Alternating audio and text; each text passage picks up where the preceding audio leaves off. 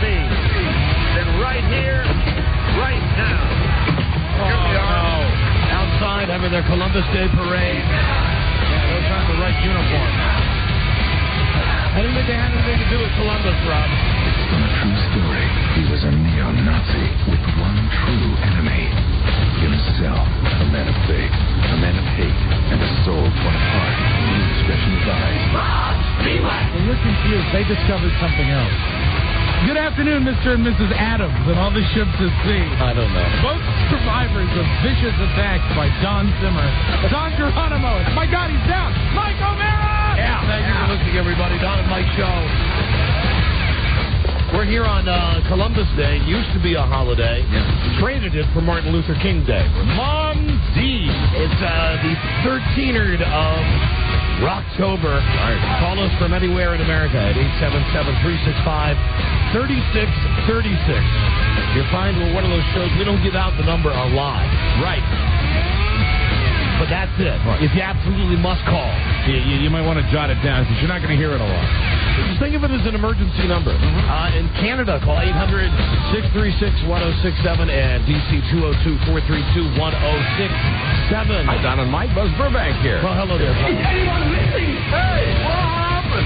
Shut up! Did you wash the ass today? Yeah. Someone called for a doctor? Monday. Well, here we go. Yes. First item of the day. Yeah.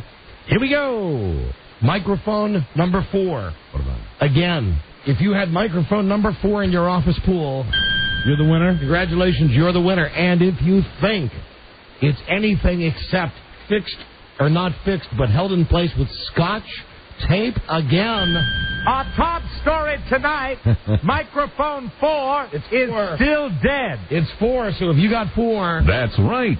come on down and pick up your prize. Wow. Wonderful. Congratulations if you had microphone number 4 in the What's Wrong Number Today. 4. Number 4 in the thing in the pool today. What does Charles Broyhill do? He is our producer.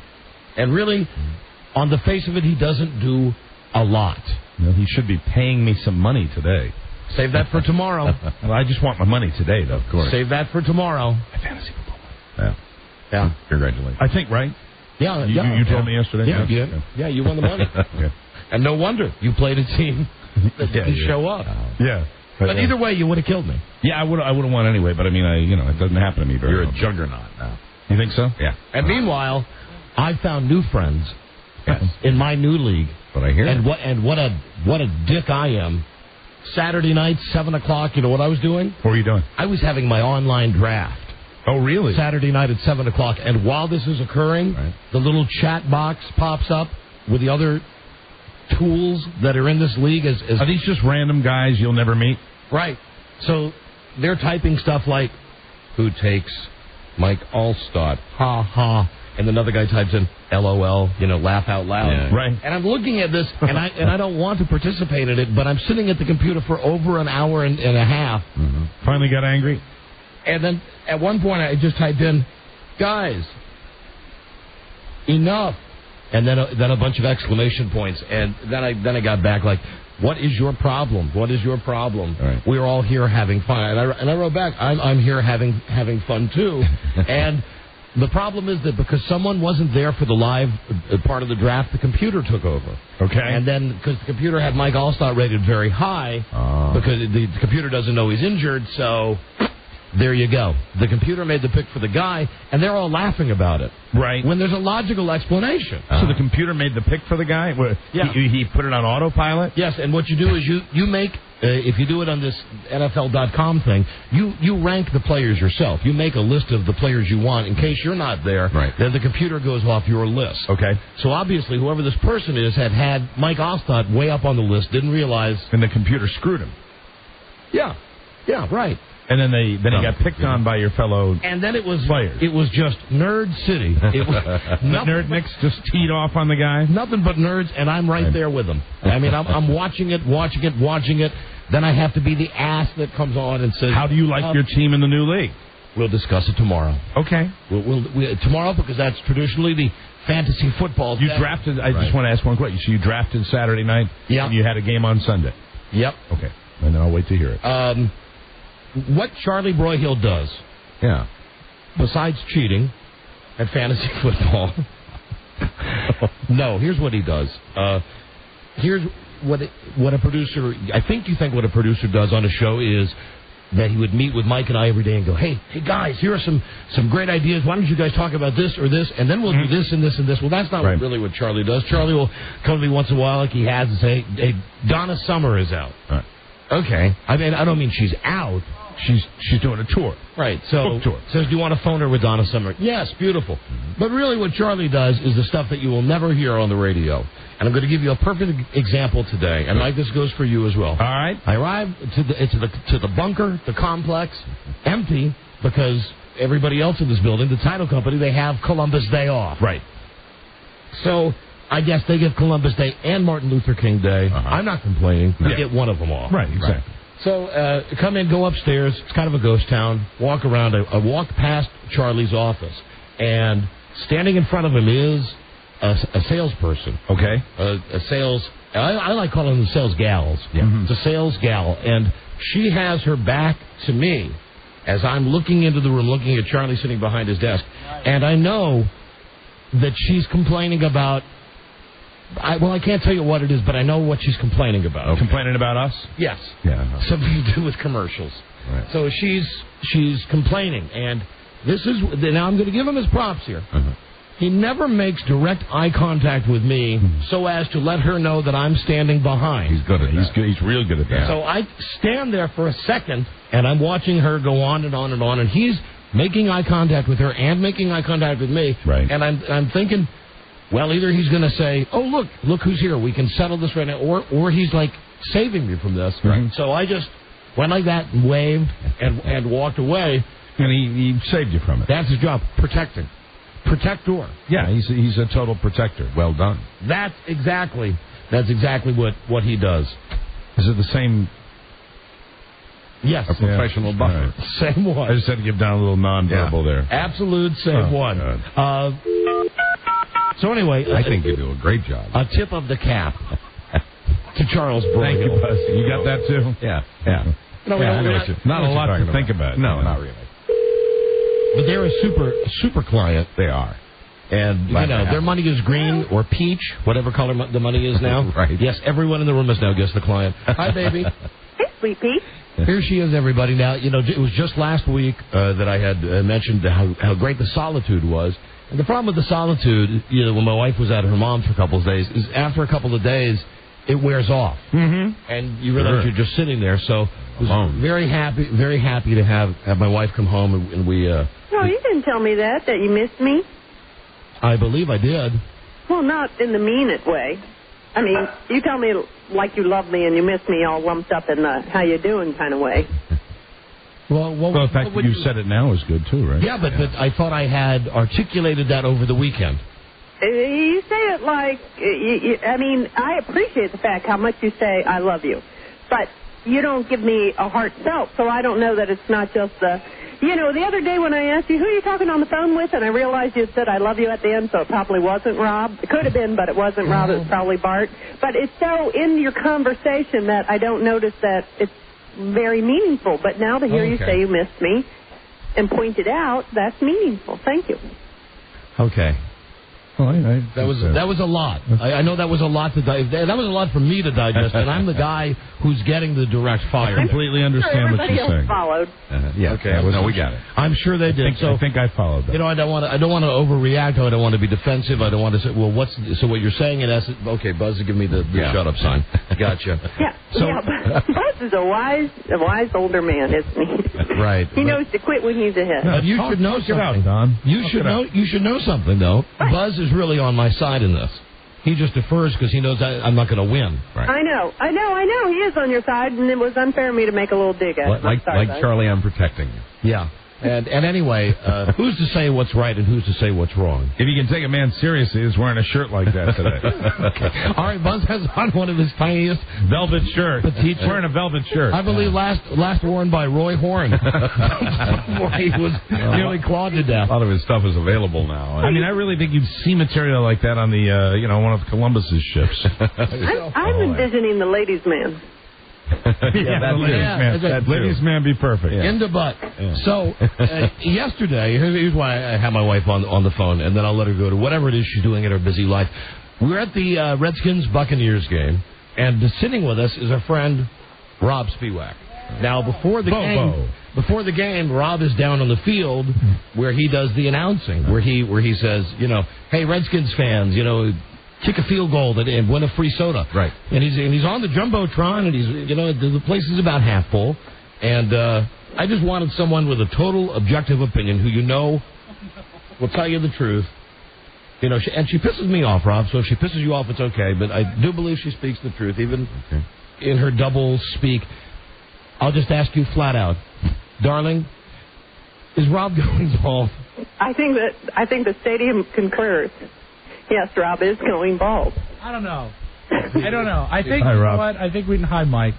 You know what? You've just turned Mike's Monday into I see. That's nice. Mike's holding up an ad now that says, "Are you losing your hair?" Do you want to read it? Yeah, as a matter of fact. There's good news. Clinically proven hair restoration system is so effective. Look how red Rob is. This is great. I've only been using Prolific for 7 weeks. Hey, baby. I talked to people who have really had success. I mean, friends of that were Bart's age that were losing their hair. If you use some of these things they have very early, and you're still young, you could really reverse. Darling, what you refuse to acknowledge. Would you? I just want you to acknowledge. Yes, you see, the right word was acknowledge. Acknowledge the fact you're unbiased in this. You like Rob fine. You have no qualms against him. He's a good person. You're the grandmother of his child. Grandmother of his child. I mean, godmother. What have we not known? Godmother. However, is he losing his hair? Is he going bald? Yes, he's gone, and you should address it because it's not too late. I mean, there really are things that work that aren't spray on. I disagree. All right, thank you, baby. All right, I don't see Rob going out and buying any of those things. Those things work. Matthew McConaughey was losing his hair, but he used it. Okay, let me just go crazy for a second and say that you guys are right.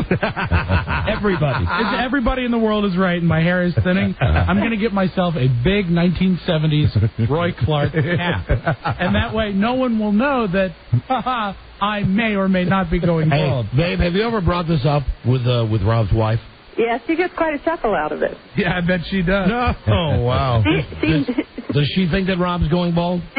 She knows it. I mean, there's no question in anybody's mind except the Rob. thing is, when Rob is on the field at the football game doing this, and you're sitting up, 15, 20, 30 rows up, I mean, he's the only one out on the field with the schmuck kicking the field goal to win the T-shirt. And with that particular location on the field, when he's doing those announcements, it's just highlighted because the camera that they put on him shines directly down on his head. Even if you look at it with the naked eye. I'm looking, and my vision's not even that great. I mean, I have to squint to see the scoreboard, but I can see Rob's bald spot. I mean, it's just there. Well, that's good news. Maybe it's an optical illusion. But at least a lot of things going on in the stadium, You cut your hair properly for a guy that's got some hair loss. I promise you this. If something, God forbid, happens and I start to lose my hair, God forbid, I will never do a comb over. I will never try to trick anyone with like a George Clooney thing. You're not tricking them now. Don't worry about it. Maybe you can get his barber on the phone. Do you have a regular barber? Babe, I do. Malcolm, Dean Justice of the Fairfax Barbershop. Has he ever brought it up? Has he ever brought it up to you? He doesn't speak. Okay. He's a mute. Would you ever put any stuff up there, like Rogaine or something like that? No, I don't think so. No. I don't think so. If you wait too long, it'll be too late. Yeah. I can't wait. Then I'll start looking like Dick Van Patten. That's where the fun begins. All right, I love you, baby. I'll see you. I want to tell Rob one other thing. What's that? At the game yesterday, I liked you being near us with your clipboard because you gave us importance in our area. Oh, listen to this now. There you go. Sitting next to Rob at anything is dangerous. Mm-hmm. But I'm sitting next to I'm sitting in between Rob and my wife. Okay. My wife is, I've already told you many times, is at best a neutral observer. Right. Rob, on the other hand, while he likes football, is also Rob. I couldn't pick any human being I would rather sit next to at a big event. that I really wasn't totally interested in. Well, the thing is, I was interested in the game. I know. Because it was a huge game, but it was still Rob being Rob and saying things and, skirting up, walking right up to the edge of our dangerous level of personal conversation. I should really point out that Rob is the perfect guy to sit next to if you're at the event and you're just looking to have a good time. Right. I mean, if you want to be totally captivated by the event, you're in trouble. But any other one, it's perfect. Well, in this battle, I can't tell you a thing that happened in the first half of the football game. But I can tell you that Rob and I had some good fun. Very good. Looking at our fellow stadium patrons. Yes, making fun of others. I'd like to say hello to Knothead.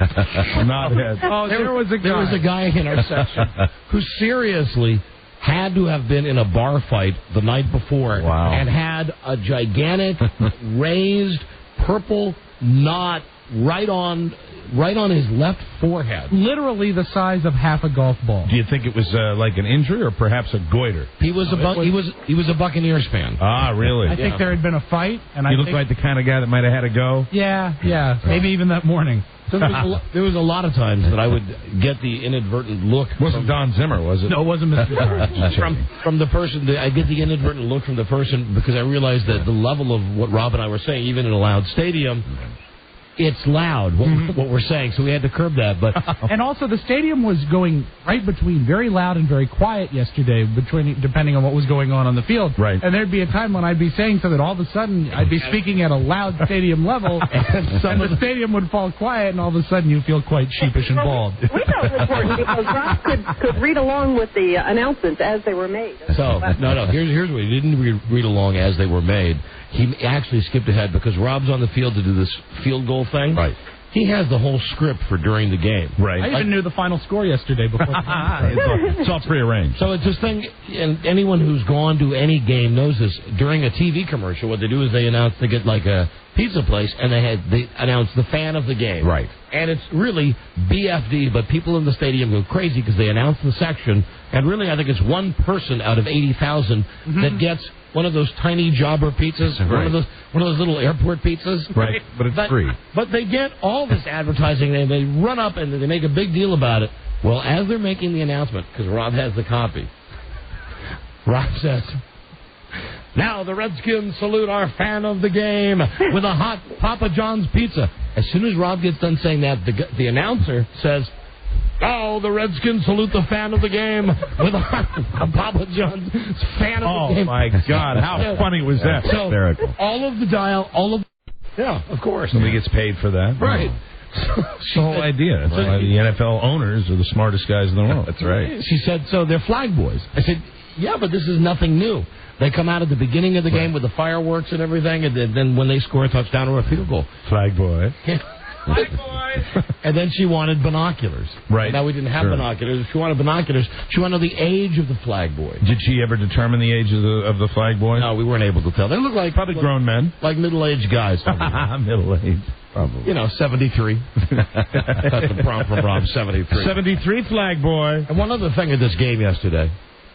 I have said this before, and I maintain it, that if there was ever a who do you look like contest, that Robert Mailman and Warren Sapp, if you shaved Robert Mailman's head, and I'm not doing that thing that they all look the same, really dead ringers for each other, and I'm saying this to very similar looking guy. I'm saying this to Rob during the game. I say, oh, hey, look who's playing tight end.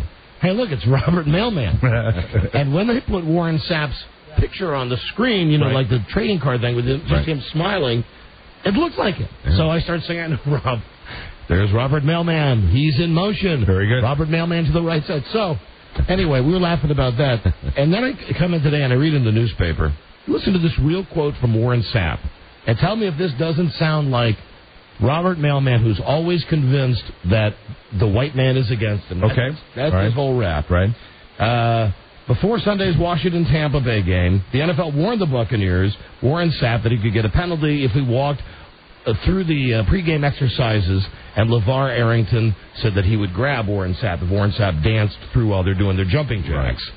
On CBS, Warren Sapp said, Arrington snitched, and slave master come down. Make no mistake about it, slave masters say you can't do it, Don't do it. Wow. How Is that kind of a dig at LeVar Arrington? How funny is that, though? But it sounds like Robert. Doesn't that? Yeah, absolutely. Arrington snitch and slave master come down. Make no mistake about it. Slave master say you can't do it. Don't do it. Wow. God. Oh, my God. So slave master would be a reference to the, like the commissioner's office or something like that? Yeah, Right. I guess so. Right. Anyway, that's Robert Millman. Oh, and happy anniversary to Rob and Carrie. Thank you. Yeah. Rob had to leave the game at halftime because he said, after all, it is his anniversary. It's very generous of you, Rob. Nice. And So romantic. Rob and I are actually... He's an incurable romantic. We were talking, and I actually wrote notes, and perhaps we'll discuss this in the next break. The theory we're having about anniversaries, and if they should be called anniversaries, or should they be called renewals. Interesting. Oh, let's keep it anniversary. No, Buzz, listen, we're just Renewal would be like like you renew your driver's license? Yeah, every 4 to 7 years. You reevaluate and you say, what do you think? Are we up for another year? And, or, even closer, like a contract. Renewal it is. And what if, let's say you're Might locked... have saved me a few pennies. Let's say you're locked in, that perhaps whoever you're with, you're locked into a 4-year window. Mm-hmm. And, as you're coming into the 4th year, well, maybe you've been kind of a dick, so you got to work harder to make sure that she wants to renew you. But on the other hand, if you're coming into the last year and you there's no way I'm renewing with her. Right. Well, then. Kind of a lame duck marriage. Live your life. Sure. Interesting. La, la, la. Silly me, I let my license expire. Follow, Oh, God. follow the rules. You crazy married guys. But what if you were locked in? Yeah. That's a conversation that was brought on by Rob's 7th wedding anniversary. Interesting. Yeah. What if you were locked in? Yeah, well, I said, we didn't really discuss doing it, but the topic of divorce came up at dinner. I said, I don't think we should. And she said, yeah, I don't think so either.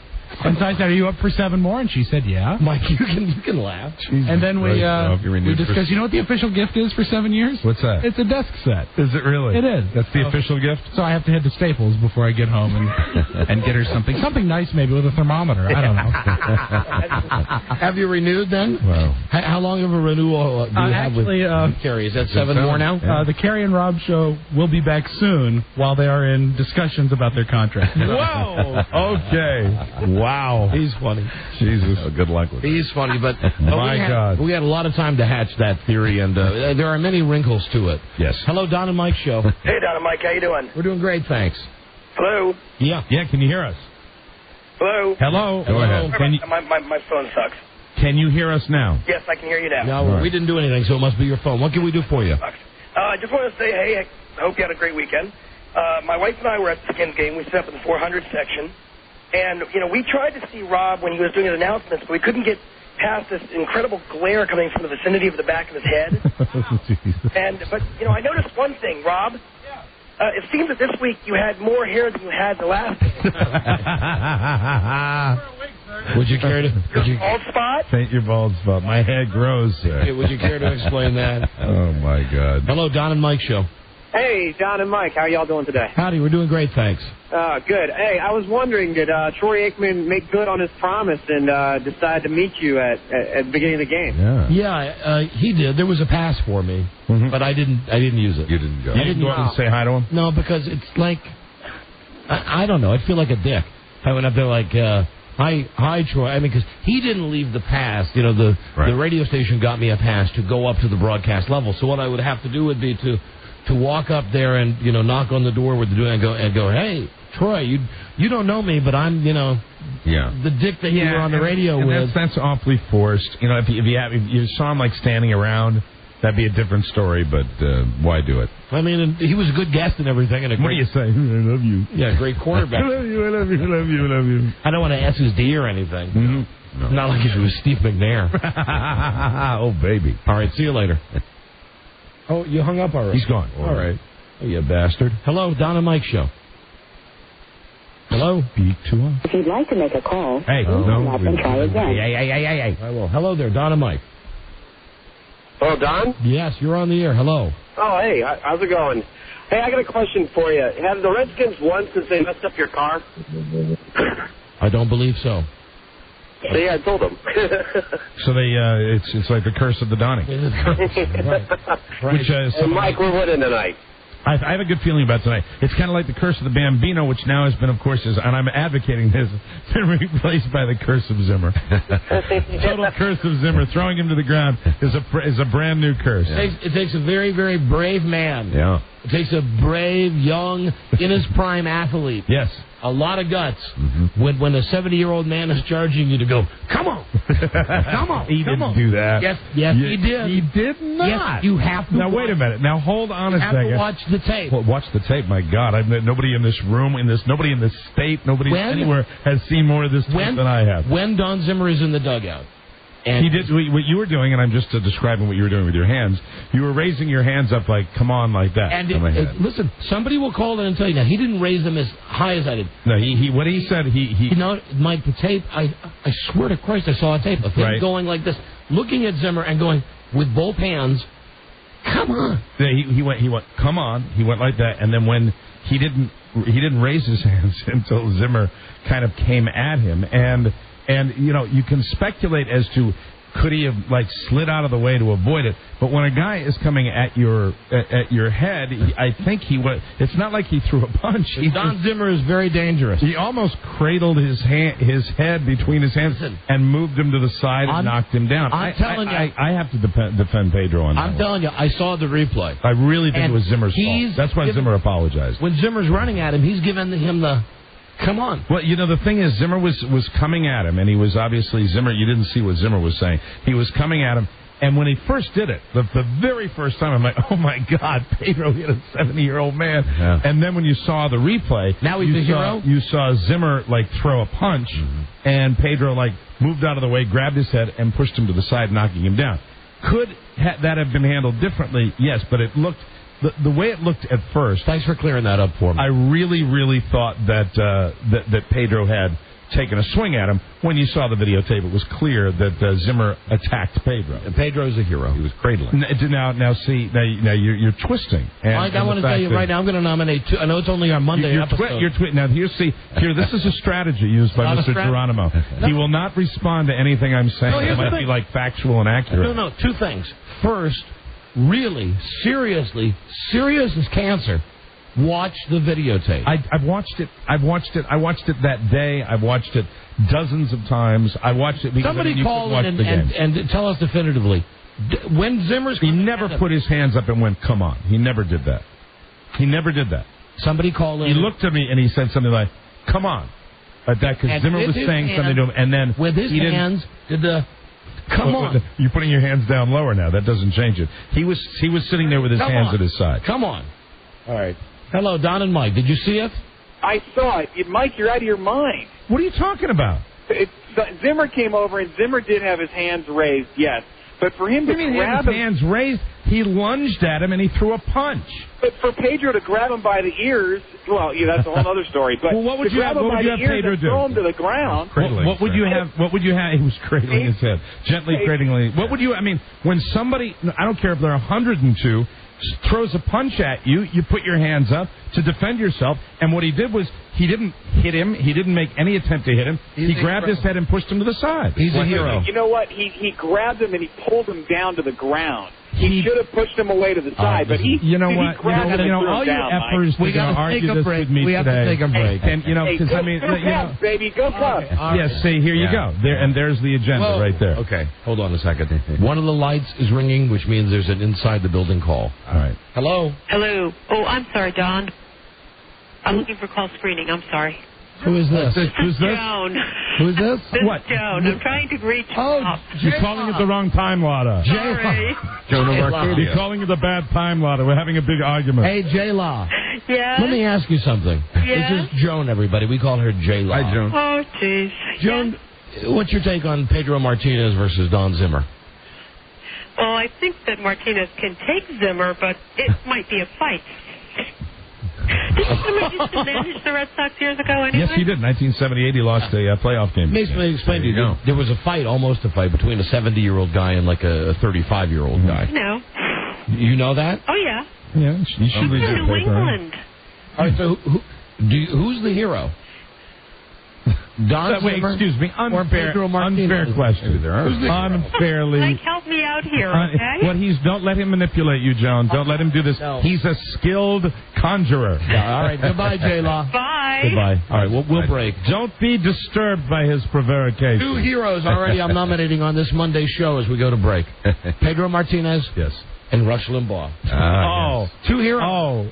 They both, you cad. They both exhibit such bravery. I just like busting your balls about it. But I did see the tape where he's doing, come on. Well, we will disagree on the fact that he raised his hands up and was like, come at me. And, the fact is, if a guy's going to do that, he's going to take a swing. It was obvious what happened. And what happened was Zimmer charged Pedro, threw a punch at him, and Pedro pushed him to the side, and he fell to the ground. That's what happened. God bless Pedro. I don't say God bless Pedro. I do, Mike. That's me speaking. I think if Pedro had to do it again, he would have ducked to the side and maybe avoided the charging bull of Don Zimmer. But the fact of the matter is, Zimmer said that he would have done it differently if he had to do it again. Right. Scary and imposing. And the whole reason... Don Zimmer, he's just... yeah. The whole thought of him. Well, I mean, no blows were thrown by Pedro, you see. That's the thing. I mean, and the guy was taking a swing at him. Because he's a hero. I mean, if a person comes at you and throws a punch, what would you have done? What would you have done? If Bob Hope was coming at me, right, I would have done the same thing. You would have cradled his head in your hands and given him a gentle kiss before throwing him to the ground. I grab him by his ears and throw him down. We got a break. Yeah, okay. What do you mean? I mean, you know the new deal. We got it. You're just having fun, aren't you? Yeah, you're enjoying this because deep down inside, there's passion here. I know there is. I was watching it with my Yankee friend Randall, and that whole thing. Even though the Red Sox lost, watching it with a big group of people, and that was, man, to just see like 20, 30 people all screaming, standing up 2 inches away from the TV. Hero! It was so much fun, and we said, Pedro, Don Zimmer, you are a hero. We'll be right back. But face, even though we're doing the constant contest, we'll do a caller 100 now at 877-365-3636. Be a caller 100 good luck. This is the Don and Mike Show. Well said. Plain and simple. Singular has what you want. If you want the newest and coolest in wireless phone technology, Singular has the phone for you. It's the Sony Ericsson T226. It has downloadable games and text and picture messaging. Don't forget, my friend Teresa told me it's got a free camera attachment with a $50 mail-in rebate. You are shameless. Thank you. How could I forget that? Here's the best part. The Sony Ericsson T226 is free after a $20 mail-in rebate. And if you want a calling plan for the whole family, get connected with Family Talk. You can add a line to your calling plan for $9.99 per line per month. And plans start at just $39.99. You pay no roaming and no long distance. Whoopee! It says whoopee. Singular has what you want, so switch to Singular. Call Singular, 866-SINGULAR. Singular.com or visit any Singular wireless store in the area. They have dozens of them. Be sure and tell them Don and Mike sent you. Certain restrictions apply to any Singular wireless store.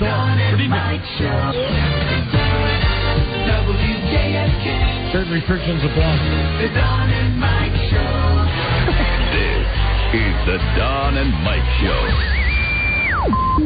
I'll tell you exactly what happened. One day your woman left early. You had the whole house to yourself. She said, hey, let me get a little jerk before work. So you in the house getting your jerk on. Nice good jerk, too. You know that ain't nobody in the house jerk. That's a good jerk. It ain't like that somebody in the next room jerk. That's a bad jerk. That's like, who there? I don't like that jerk. I'm talking about the good jerk. That nobody ain't home jerk. And you get the Vaseline ready. And you just look at your dick and go scream if you want to. No one's going to hear. The Don and Mike Show. They wear a lot of hats while they sit on the fence making a commitment. Don and Mike. All right, let's get our call 100. We have Chris Rock tickets, WWE tickets, and here's our winner right here. Hello, Don and Mike Show. I am caller 100. Yeah, and we got a Luke, I am your father thing. Cool. Hello, Luke. I am your father. This is Arnold Schwarzenegger. Hello? Hello. There you go. Total Recall. What's your name? Steve. Steve, where are you from? Springfield. Steve, you won tickets to see Chris Rock's the Black Ambition Tour, Meyerhoff Symphony Hall in Baltimore, October 28th. Tickets on sale now at Ticketmaster. First time Chris Rock's been out in 4 years. Enjoy, my friend. Thank you. Hi, Lada. Thank you. Thank you. Hey, Lada. Thank you for listening. All the hits all the time. Yeah, sorry in the wind tunnel. All right, there he goes. See, notice, please, we're not even complaining about that. No, why? Nope. That's really a... Why does that happen all the time, though? I'm not complaining, I'm asking. Because it doesn't seem to happen on other shows that I listen to around this great country. I think because on other shows that you listen to, generally the DJ just talks and hangs up on the person. Okay, all right. I don't know. I hear it on radio stations, and it drives me nuts. You hear that, that wind tunnel effect? Yeah, I hear it, and it's something. I tell you what, it's something right down there where I just knocked my... Right there? Right there. Put some tape on it. Right in the middle of that thing. So, here's the deal with getting married. I'm married. Rob's married. Buzz is married. Mike has been married. We'll be married again. Oh. No. With a prenup. Wrong. It's Rob's anniversary. Yeah. Right. So, we're discussing his anniversary.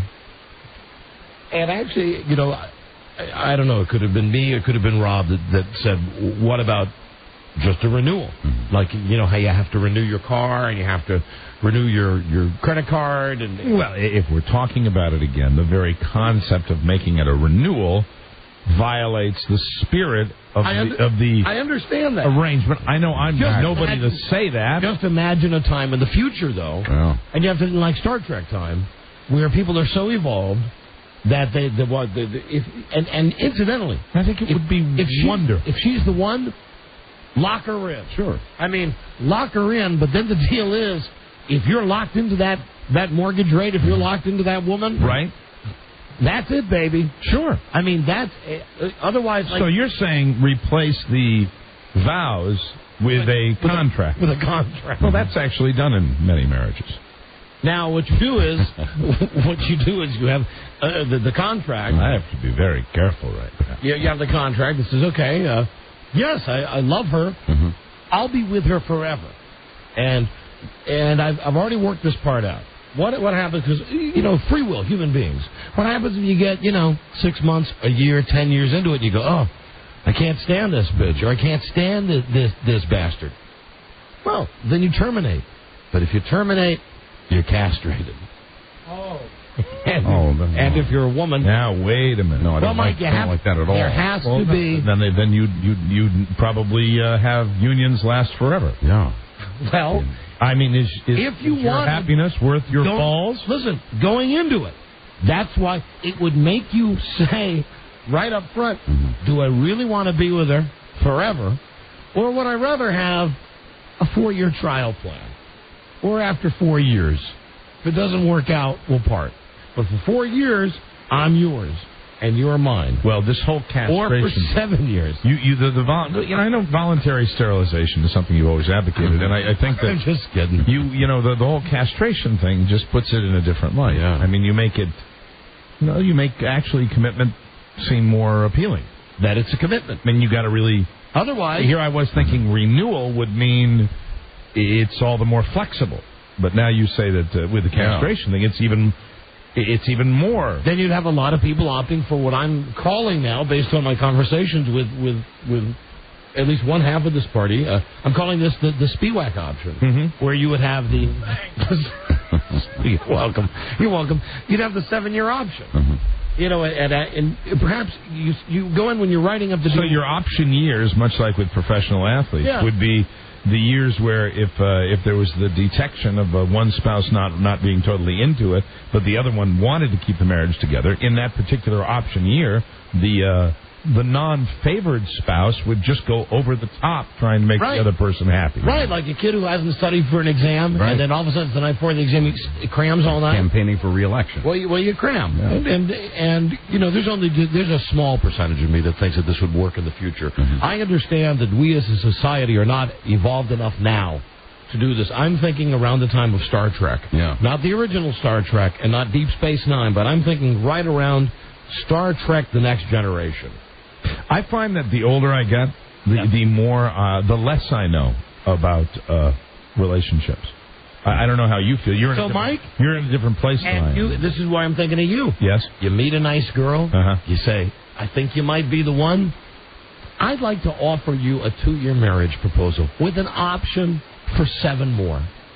And if you decide to accept, and then we get to the how about a Chuck Woolery? What about Chuck? How about a 2 and 2? Okay, a 2-year commitment with a 2-year option? Yeah. Listen, it's a buyer's market. If that's what you're offering, that's what you offer her. And she takes it. And then you are in the driver's seat in this relationship because there's really nothing in it for her. I mean, because if you're the one that set it up with these terms, of course I guess she could let you go as well after 2 years. Yeah. And she has the choice of re-upping you as well. But I think it would be hard to find a woman that would accept those terms. What about just a test drive? Called dating. Yeah, right. Thanks, Buzz. Dating is a game that grown-ups play. Planning on doing that for a while. There you go. Anyway, that's what we were talking about. Test drive. During Rob's, because it was Rob's anniversary. Right. Well, and happy anniversary, Rob. Congratulations. I'm glad that this discussion sprang out of your wonderful 7-year anniversry. You're not nearly as glad as Carrie is. Don't read anything into it. I'm just goofing around. Read all you want. Thinking out loud. Wow. And I go. Did you get an anniversary present, Rob? I did not. Will you be getting one? What? We don't swap gifts on our anniversary. Oh, okay. You got a microphone. That's true. Yeah, that's what she would say, Buzz. Way to stir that water up again, Buzz. Sorry, I couldn't help it. That's what she would say. Hey, thank you, Buzz. You're welcome. Don and Mike show. Hello. Yeah, Don. Yeah, Don and Mike. Hi. Yeah, Mike. How you doing? Yeah. Okay. Yeah. I have this scenario. If you took Rob's head and put it on Buzz's body and then put a Yankee uniform on Buzz and Buzz edged on Mike to come over, would he throw him on the ground? Wow, that's a long way to go. Boy, I think of all that. That's a long way. I try to always avoid throwing my coworkers to the ground. Thank you. I know that if you put my head on Buzz's body, he'd fall. Don and Mike show. Hello. Hey, word to your mothers, Don and Mike. Right on. Hello there. Hey, what's up? I was wondering, can we do like this contract like the NFL? Can we like franchise our wives or something? No. You know, you get no Mormon stuff. You just got to keep it just plain and simple. No trade. No. I mean, if I really like my wife and she wants to move on to some greener pastures, can I franchise her? And then if somebody No. I'm sorry. Listen, I'll see you in the 23rd century. So you're saying this is evolution? That this is evolving the institution of marriage? Yes. I don't see why not. I was in until the castration came up, and now I'm out. Buzz, but that's I would ask you but guys. that's only if right from the get-go you made the commitment. You said, You signed a lifetime deal and then broke it, then you'd be castrated? I would ask you all Right. a question, Okay. but I don't know whether any of you would have the cojones, let us say, to answer it honestly. Ask it. What is That would be about the institution in general. I mean, I have been observing since my most recent failed marriage. Yeah. I've observed more closely couples when discussions about marriage come up. I listen intensely. I listen very acutely. I want to. Yeah. And what I've concluded is that there are some that are extremely happy, but there are many, many more that are not. And even if they are committed, that it's not always that happy. And so that leads me to the question of the institution itself. Friends, the Spiewak 7 is right up your alley. For a very, very small price, plus some legal fees, of course, a small commission for me. Sure. For 7 years, you're locked in. You're locked into this deal for 7 years. And think about it. And think of it as maybe almost like an extended service contract on a VCR. You hope you never have to use it. You guys. Just in case. Just in case. It's like, how many times you've been to Best Buy? When you check it out and they say, do you want the service plan on this? And you always go, nah, screw it. Well, what happens the time you get home and you plug in your wife and she doesn't work? SOL. See, all of this discussion leads me once again back to the original question that I had, which is the premise of mating like swans, mating like geese. That's Bob Marcia. Is that the normal human condition? It's normal for women. My theory, it's normal for women. It's not normal for men. That's my answer. You know what? A very, very ballsy answer, bud. Don and Mike, hello. Yo, hey, Don. Yeah, Don and Mike. Hi. Yeah. Hey, for people getting married for the first time, there has to be a rookie clause, though, because you have to be married for at least 5 years before you can be considered for free agency. That's a long time. You have to earn your tenure. Again, with your own, in your own different leagues, however you do it. Hello, Don and Mike. In your fantasy wedding league. Hello. Bobby? Oh, yeah. Hey, Don. Hey, way to be asleep at the wheel, Bobby. Bobby in Salt Lake City. Bobby. Yeah. Hey, Mormons are not polygamists. It's the freaking freaks that don't go to church, that aren't Mormons, that do that. Okay, there I was once again generalizing, but it's what I do best. Little comedy radio show, Bobby. Hey, last word. What did he say? Last word? I believe so. It's always the idiots that don't know they're on. You got it, ass. Hello, Don and Mike show. John, Mike, how you doing, radio gods? And boy, did my wife get mad at me yesterday driving to the game. Yeah. Because you got to weave in and out of traffic as you're getting closer to the stadium. Right. And I've just condensed it all down. Now, all of the names that I call people when they do stuff, everybody just ass. We're driving, I go, that's fine, ass. Pull right in. Mm-hmm. Plenty of room, ass. Yeah, perfect. That's right. Moving on, ass. Mm-hmm. Hey, ass. Why go right here?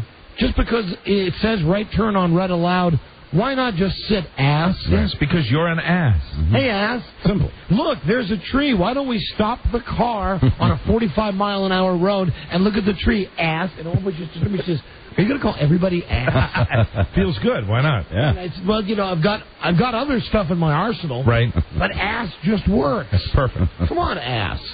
You, ass. Hello. Are you there, ass? Brandon? Couldn't take it. Having a little trouble communicating with people today. Hello, Don and Mike. Here's a new caller. Hello. Yeah, this is Mike. Yes, hi there, Mike.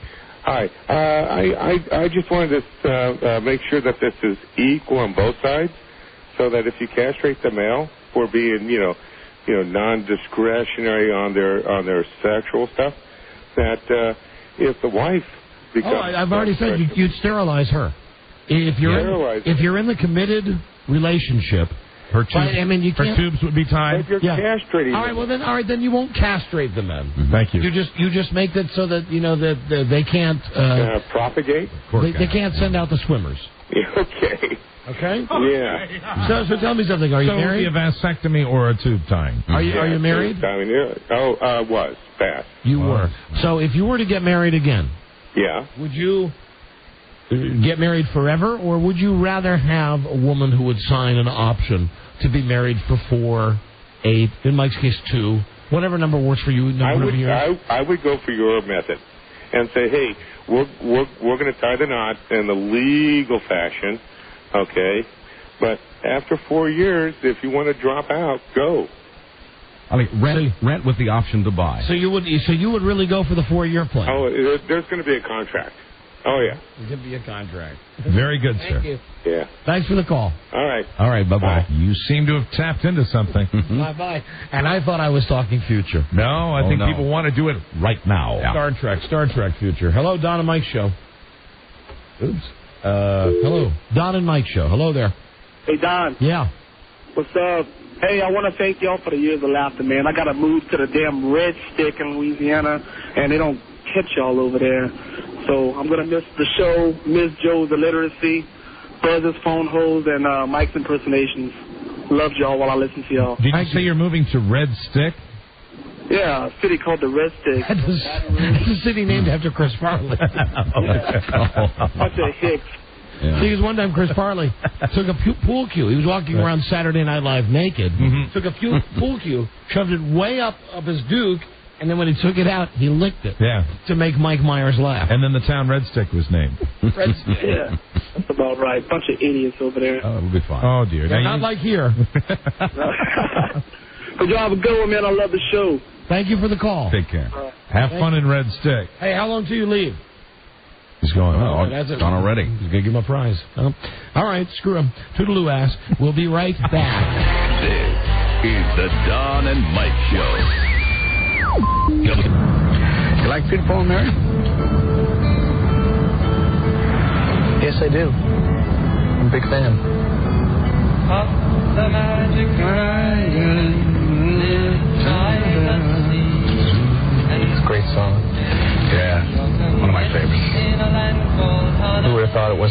a dragon. Huh? What do you mean? You know the whole drug thing? No, I don't know. Why don't you tell me? Some people think that to puff the magic dragon means they're really to smoke marijuana cigarette. Well, Puff's just the name of the boy's magical dragon. Right. Are you a pothead, Faulkner? No. What? No, Jack. No, I'm not. I pass on grass all the time. I mean, not all the time. Yes or no, Greg? No. Yes. No. The Don and Mike Show. You can call Don and Mike anytime from anywhere in America. 877-365-3636. They're ready to believe you. Hello, it's me. Uh-oh. Sounds like somebody's got a case of the Mondays. Right. They'll make you have the white pea. Don and Mike. Yeah, you should live for the white pea. Today's your last chance to call to win the Westwood One trip, giving away exclusively to listeners of this show to the premiere of Matrix Revolutions in Los Angeles. A very big premiere indeed. We'll have the winner on Wednesday. This is the first contest Westwood One has ever given us, and you guys blew out the phone lines. Yeah, you've shown them the power of this show, and maybe, nothing's guaranteed, but maybe they'll give us another great prize to give. So it's 888-635-0643, number to win your trip to the premiere of Matrix Revolutions in Los Angeles, or go to WJFK.com, and we'll have the winner on a Wednesday show. Very good. And it is Columbus Day, and... wow, I'm really going to go back in the Wayback Machine here. So just give me 30 seconds on the clock, Rob, because this is so freaking obscure. You're probably the only person that... Well, I already told you. You already laughed. Back in the day, yes, when I worked at the station WPGC here in Washington, I worked there from 1979 or 78 to late 70s through the early 80s. Okay. Before me, when I was a kid, there was a disc jockey named Columbus. He did the midday show. Oh. That was his DJ name. Mm-hmm. So what I did when I worked at the station was I pulled out this tape that said, from 10 years ago, "Hi, this is Columbus on WPGC." Right. And on Columbus Day, I would always play it. Mm-hmm. I would say, "And now here's Columbus." Sure. He'd go, "Hi, this is Columbus on WPGC." And nobody... You had to have listened to the station for the last 10 years to get the fact that he was an old disc jockey. Right. That had worked there. And I wish I had the tape today. I'd play it today if I had it today. Was it? Did it sound like an old DJ saying that? Yeah, it was quite. It was done. This is Columbus. No, it was done in the production room, and it was just one of those things that was sitting around, and I would just play the hell out of it, like for the week leading up to Columbus Day, because back then that was as close as you could get to doing something that was behind the scenes. Did he ever call and ask for like a 20 spot or something like that? No, he never did. He was a good guy, and it was just a stupid thing that I did on Columbus Day. At Columbus. At the same radio station, I found out on May Day, you can't say May Day. Not supposed to. Well, they really came in and yelled that day. Yeah, because it's the International Distress Code. Right, saying, what if someone was flying their plane by? Mm-hmm. And I remember my response, and this was over 23 years ago, so he was going, I'm going to fly their plane by this radio station. What, they're going to turn on this station? Mm-hmm. Right, and hear me say Mayday? Or some ship that might be listening to you. It is the name of a holiday. Some Coast Guard cutter. Yeah. Hello, Don and Mike show. So happy Columbus Day. And as I found out later when I worked with a guy at another radio station, the same guy, Columbus, yeah. Happy Bill Price Day. Oh. That's his name? That's his name. Bill Price was Columbus? Bill Price. Bill Price. Real name or DJ name? Real name. Wow. Real name. Bill Price is a nice DJ name. Because now, see, this is where radio's nutty, where it's like just a good old boys club where you never really know. I had gotten this job 5 or 6 years later at WLS in Chicago. So I'm working there, and at one point a production guy comes up and says, "Hey, you're Don, right?" I said, "Nice to meet you. I'm Bill Price." And it didn't even dawn on me until he was walking away. I said, "You sound a lot like," and he said, Oh, yeah. Hey, it's Columbus on WPGC. Because he knew you had been playing it. Yeah, he knew that I had been doing that. Where was he working when you were playing He was working at WLS. Somebody So you met Columbus. So I met Columbus. Huh.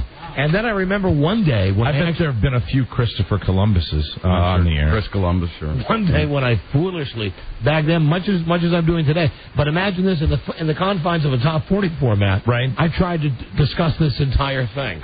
I tried to. Oh, really? No. Yeah. I'm sure that didn't go over that well. I know it's going over like a lead balloon right now.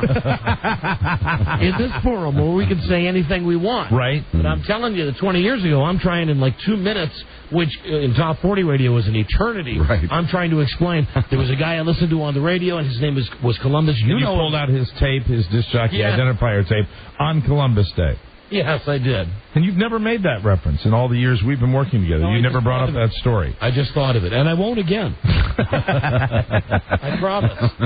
Hello, Paul? Hi, you're on the air. Paul. I just wanted to say, going back to what you were talking about last break with the contract. Oh, married. I thought we were done with that, but all right. Oh, well, okay. Well, I've been trying to figure out how... Go ahead. I've been trying to figure out how to make it practical. My girlfriend and I are getting married in March, and so far the only way I've been able to is, in our vows, till death for 5 years do us part. Till death or 5 years do you part? Mm-hmm. Right, and then, working in from there. So I think, everybody's told me I'm crazy, but I think you're on to something. So are you really doing that? Really? Well, no. I don't. I'm trying to. I've got her going. We've been engaged. It's better than saying till death in 5 years do we part. Have you even broached the topic with her? Oh, absolutely. So she's aware that she's aware of it. That you are a visionary. Yeah. And you, my friend, are living in Star Trek times.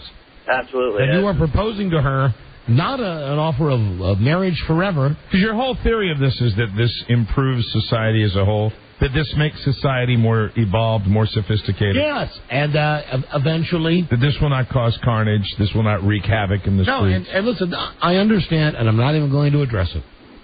Children. Mm-hmm. I'm not even going to address what to do about children, because frankly, I've not figured that one out yet. Well, that is difficult. Right, and, I don't know what to tell you. That gets complicated the way things are now. Yes, I know, but I'm working through one issue at a time. You think? Yeah, I do. And here's the guy right here. Paul, hold on a second. Leave your number with Joe if you're serious. If you can get your... Now, are you engaged to this girl? Yes. If you can get her on the air, and we call her up right now, put her on the air, and she says that you've actually proposed this to her, that you've said you want to get married to her, but with a 5-year option. If she says you've said that, we'll give you a ticket to see Aerosmith and Kiss and $100. Sounds great. Till death or 5 years do we part? Death or 5 years do us part. All right, hold on. He's incorporating it into his vows. Mm-hmm. Gotcha. Hold on. Just a second. Give your number to Joe, and Joe will run it in. Hold on. We'll get her on the phone right now. Cut that part out and write your own vows. Hey, is this Bill Price? Oh, no.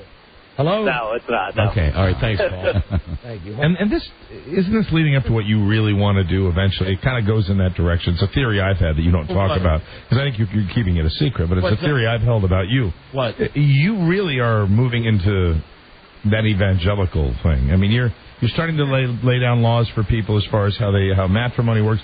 And I think you want to, not in a Jerry Falwell way, but I think you want to in some way. You want to preach. You want to preach the word of God. Lead. Mike, it's like this. To quote Rush Limbaugh, I am right. And when you're right, you're right.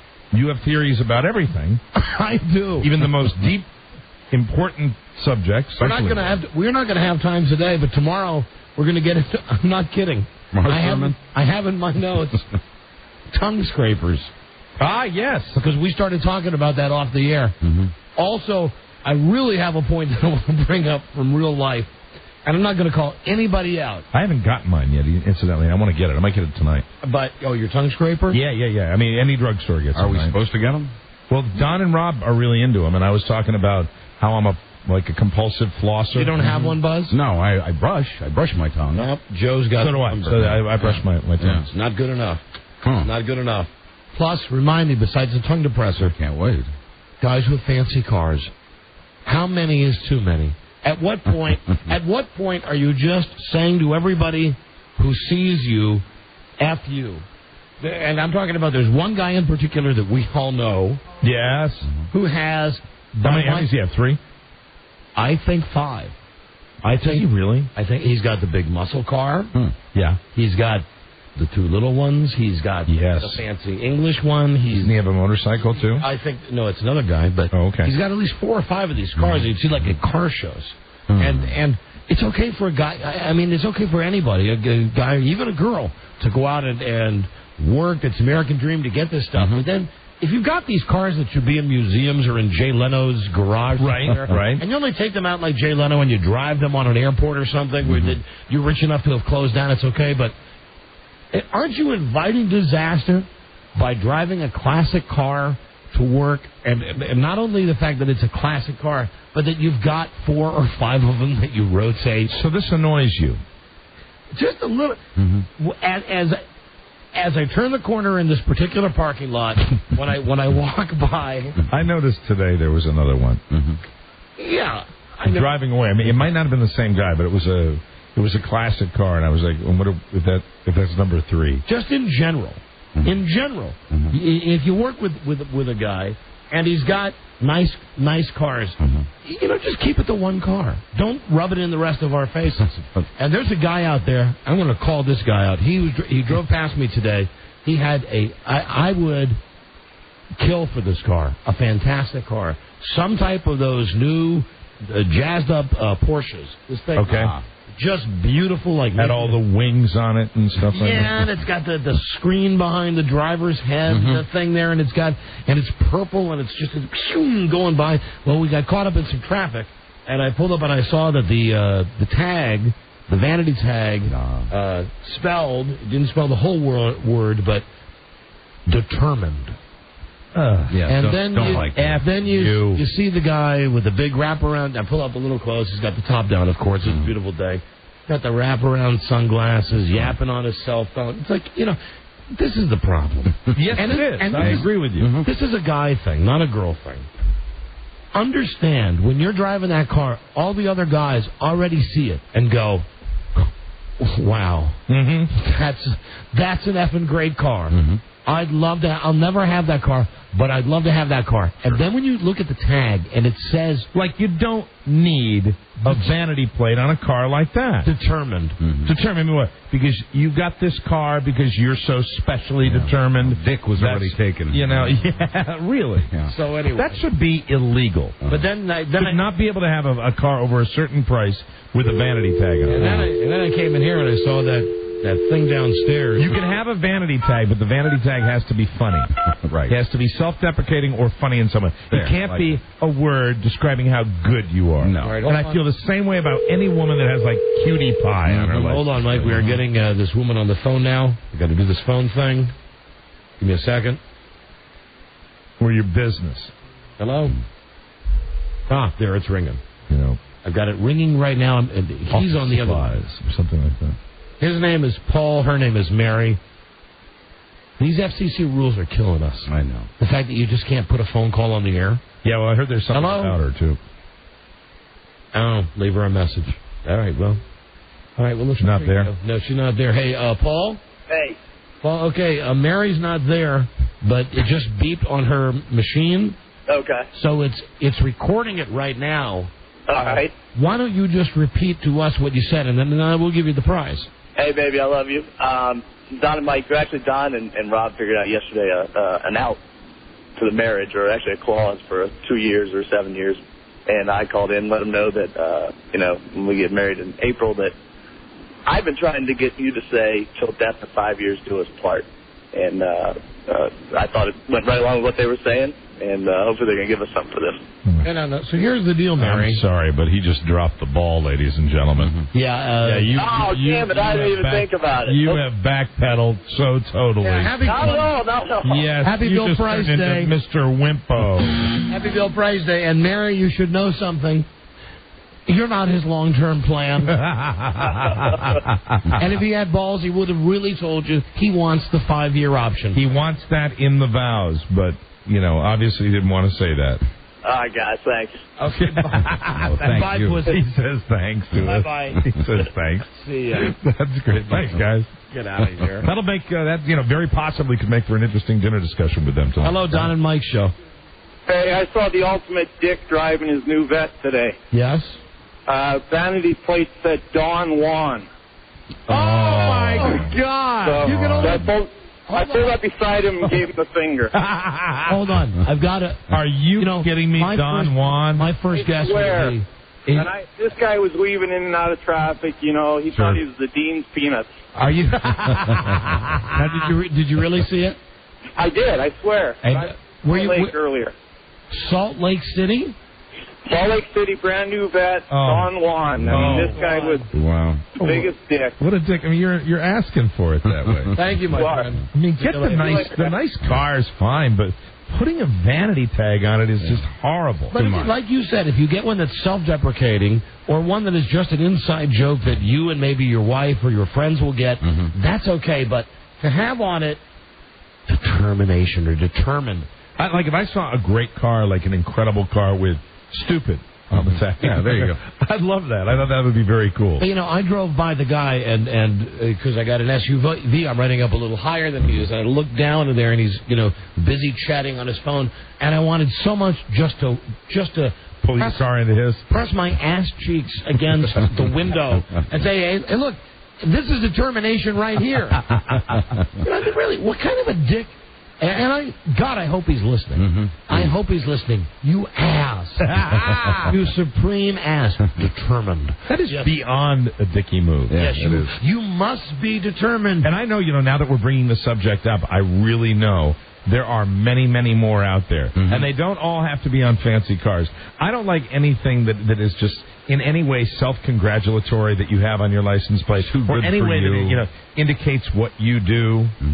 My problem is the last vanity plate I had, and Don knows this one because we talked about it on the show. Fly, baby. Fly, baby. And I got it like on a lark because we did an impression of Bob Hope that said Fly, baby. And it was the biggest mistake because police officers thought it was a commentary on how fast I wanted to drive the car. That was my last van. And I thought it was funny and it was related to the show, but it was stupid. Unless it's one of those that's like Wheel of Fortune, where you're driving along and you can't figure it out, and then, the person next to you says, oh, no, don't you get it? It says, kiss my ass. Right, you go, right. Oh, hey, kiss my ass. Then you drive by and you wave at the guy. Go, or something that just means something to you that you're not making a statement of. Like Rob's used to be a BMSC, which is the Big Man Supper Club, which was, and even that was a little, self-deprecating. Yeah. So that was okay. But Jesus Christ. Determined.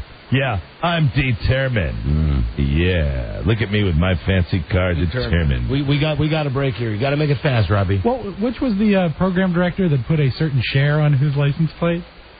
That was the little Stuart Little car. Yeah, that's right. 10 share. Yeah, Jay Stevens. That's another good plate. But even that one's not as bad as Determined, because that, to some level, while I'm still going to ridicule Jay Stevens, here's the thing. He's the program director of a station that 13 years ago, something like that, had a ratings book where they got a 10 share. Once in a lifetime accomplishment, it's great. But since then, his license tag on his car still says 10 share. Right. And even now, when I email this guy, his email name is 10share.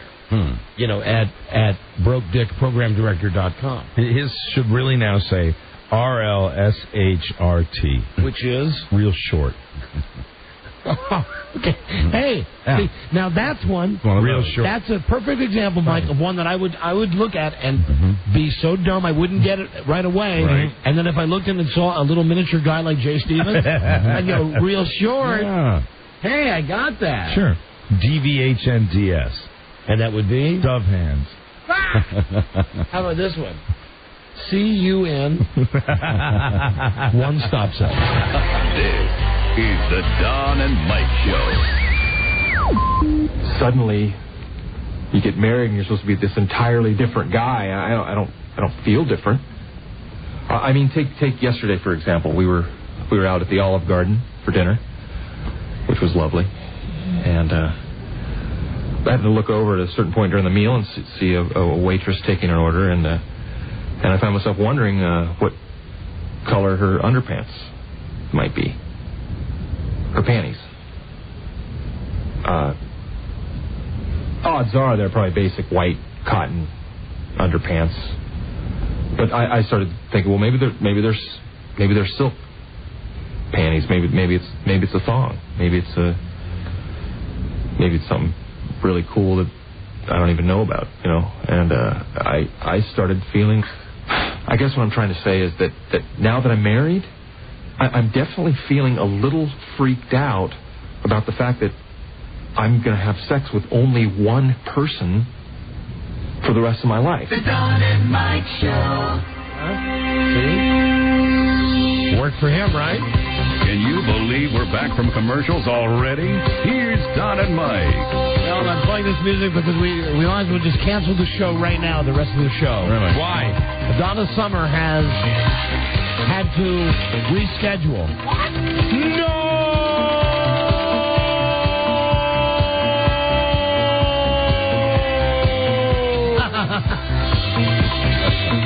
That's like a movie now. And for those of you listening to us in Prince George's County, Maryland, Donna Summers will not be joining us today. Hi, this is Donna Summer. You know, I never listen to that Don Geronimo and Geronimo and Mike O'Meara. Oh, boy. I'm never going to that 7-Eleven again. Well, there she is. Back when years ago we had her on the show. When she was famous, just the last gasp of being famous. Mm-hmm. Now she's written a book?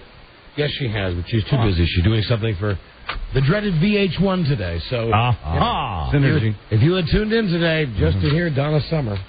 I didn't even know she was coming on today. I think I mentioned it.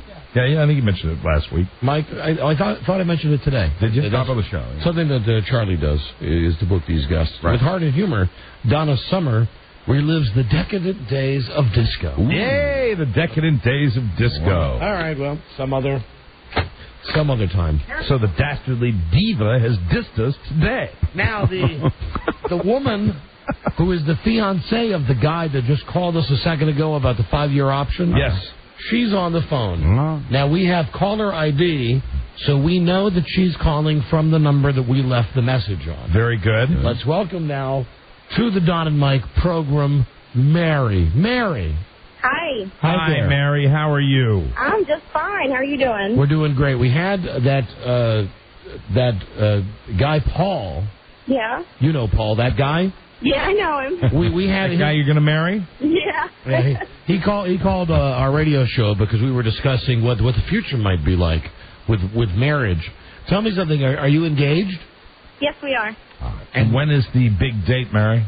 In April. In April. And you know, we got from his message to you that perhaps he had not been as forthright with you as he had been with us. Has he discussed, Mary, besides that message he left, has he discussed the alteration in the vows, till death or 5 years do us part? Yes. He has. Well, that's good to know. That's good to know. And you're okay with that? Well, hey, you know, what if you meet somebody else? You never know what could happen. We're still young yet. You know what? If you're down with that, Don, and then you've got a couple that is ready to implement your new strategy. Contract. So, really, you're not doing this just for a prize? No, he's talked about this a long time ago. And you are willing to incorporate till death or 5 years do us part in your wedding vows? Yeah, sure. Brilliant. All right, listen, if you really do that, and when are you getting married, you said? In April?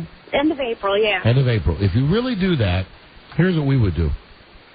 And we don't even have to show up. We just need a tape recording of your ceremony where you guys say that to each other. And if you do that, we would give you a $1,000 wedding gift. Well, y'all should come. We're going to be in Mexico. You're getting married in Mexico? Yeah. Well, doesn't that kind of invalidate the whole thing? I mean, at some point... Technically, you're right, Don. At some point, can't you know, what judge in his right mind is going to look at that and go, got married in Mexico? Now, unfortunately for young Mary here, I just feel horrible because it's worse than the vows. Your husband's taking you to Mexico. That's where guys go when they really don't want to be legally married. Isn't that where you go for your quickie divorces? That was my choice. That was your choice. Yeah. Where are you going to be, like getting married on the beach or something romantic like that? Exactly. Oh, I see. Okay. You sure? Sure you're not going to be at the Hard Rock Cafe? No. No? No. So many loopholes. I'm thinking of any place else in Mexico. I just Is said there a Hard Rock Cafe in Mexico? There's got to be. There's one everywhere. And there one like in Cancun or somewhere like they're that? everywhere. Right. And they've got a Planet Hollywood that has the bat phone from the Batmobile.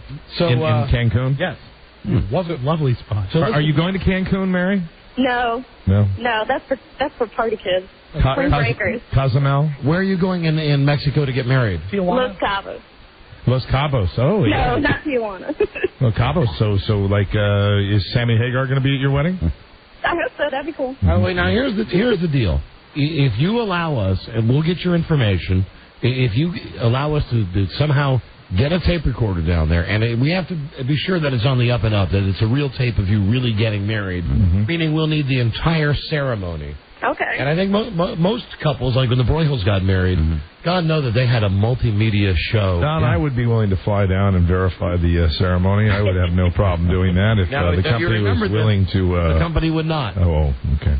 All right. No, forget it then. Okay. All right.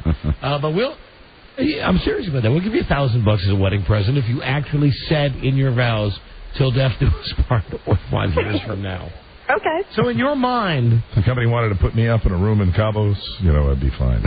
So in your mind, if, let's say you got married in April, and in 4 years, Paul came to you and said, baby, this isn't working out. I want out.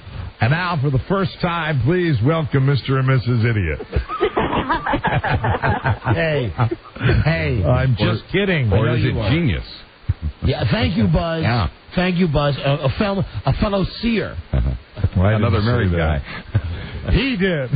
I know, from the mind of Rob. Well, listen, how will you feel if he says to you, as you approach the first window, if he says, you are a great bride. You are just he'll say it nicer than this, but you are just a bitch on wheels, and I cannot imagine spending one more second, much less, one more year, much less, one more month with you. That's it. So you're going to be fine with that? I'll help him pack his bag. There you see, she is. Give her a round of applause. Very progressive thinking. All right, Mary. Well, listen, I believe her. Do you guys believe her? That at least that she got the guy's message. She's a modern gal. Okay, Mary, have you got all your bridesmaids and everyone picked for your wedding? It's just going to be the two of us. Oh, it's just going to be the two of you. Uh-huh. Oh, right. What's the problem with that, Mike? Well, I've lost a little of my thunder. Why? Well, I was, I think of wedding, I think of, the bridesmaids hanging around. Oh, I see. You can go down there and get some fantastic punta. The punta.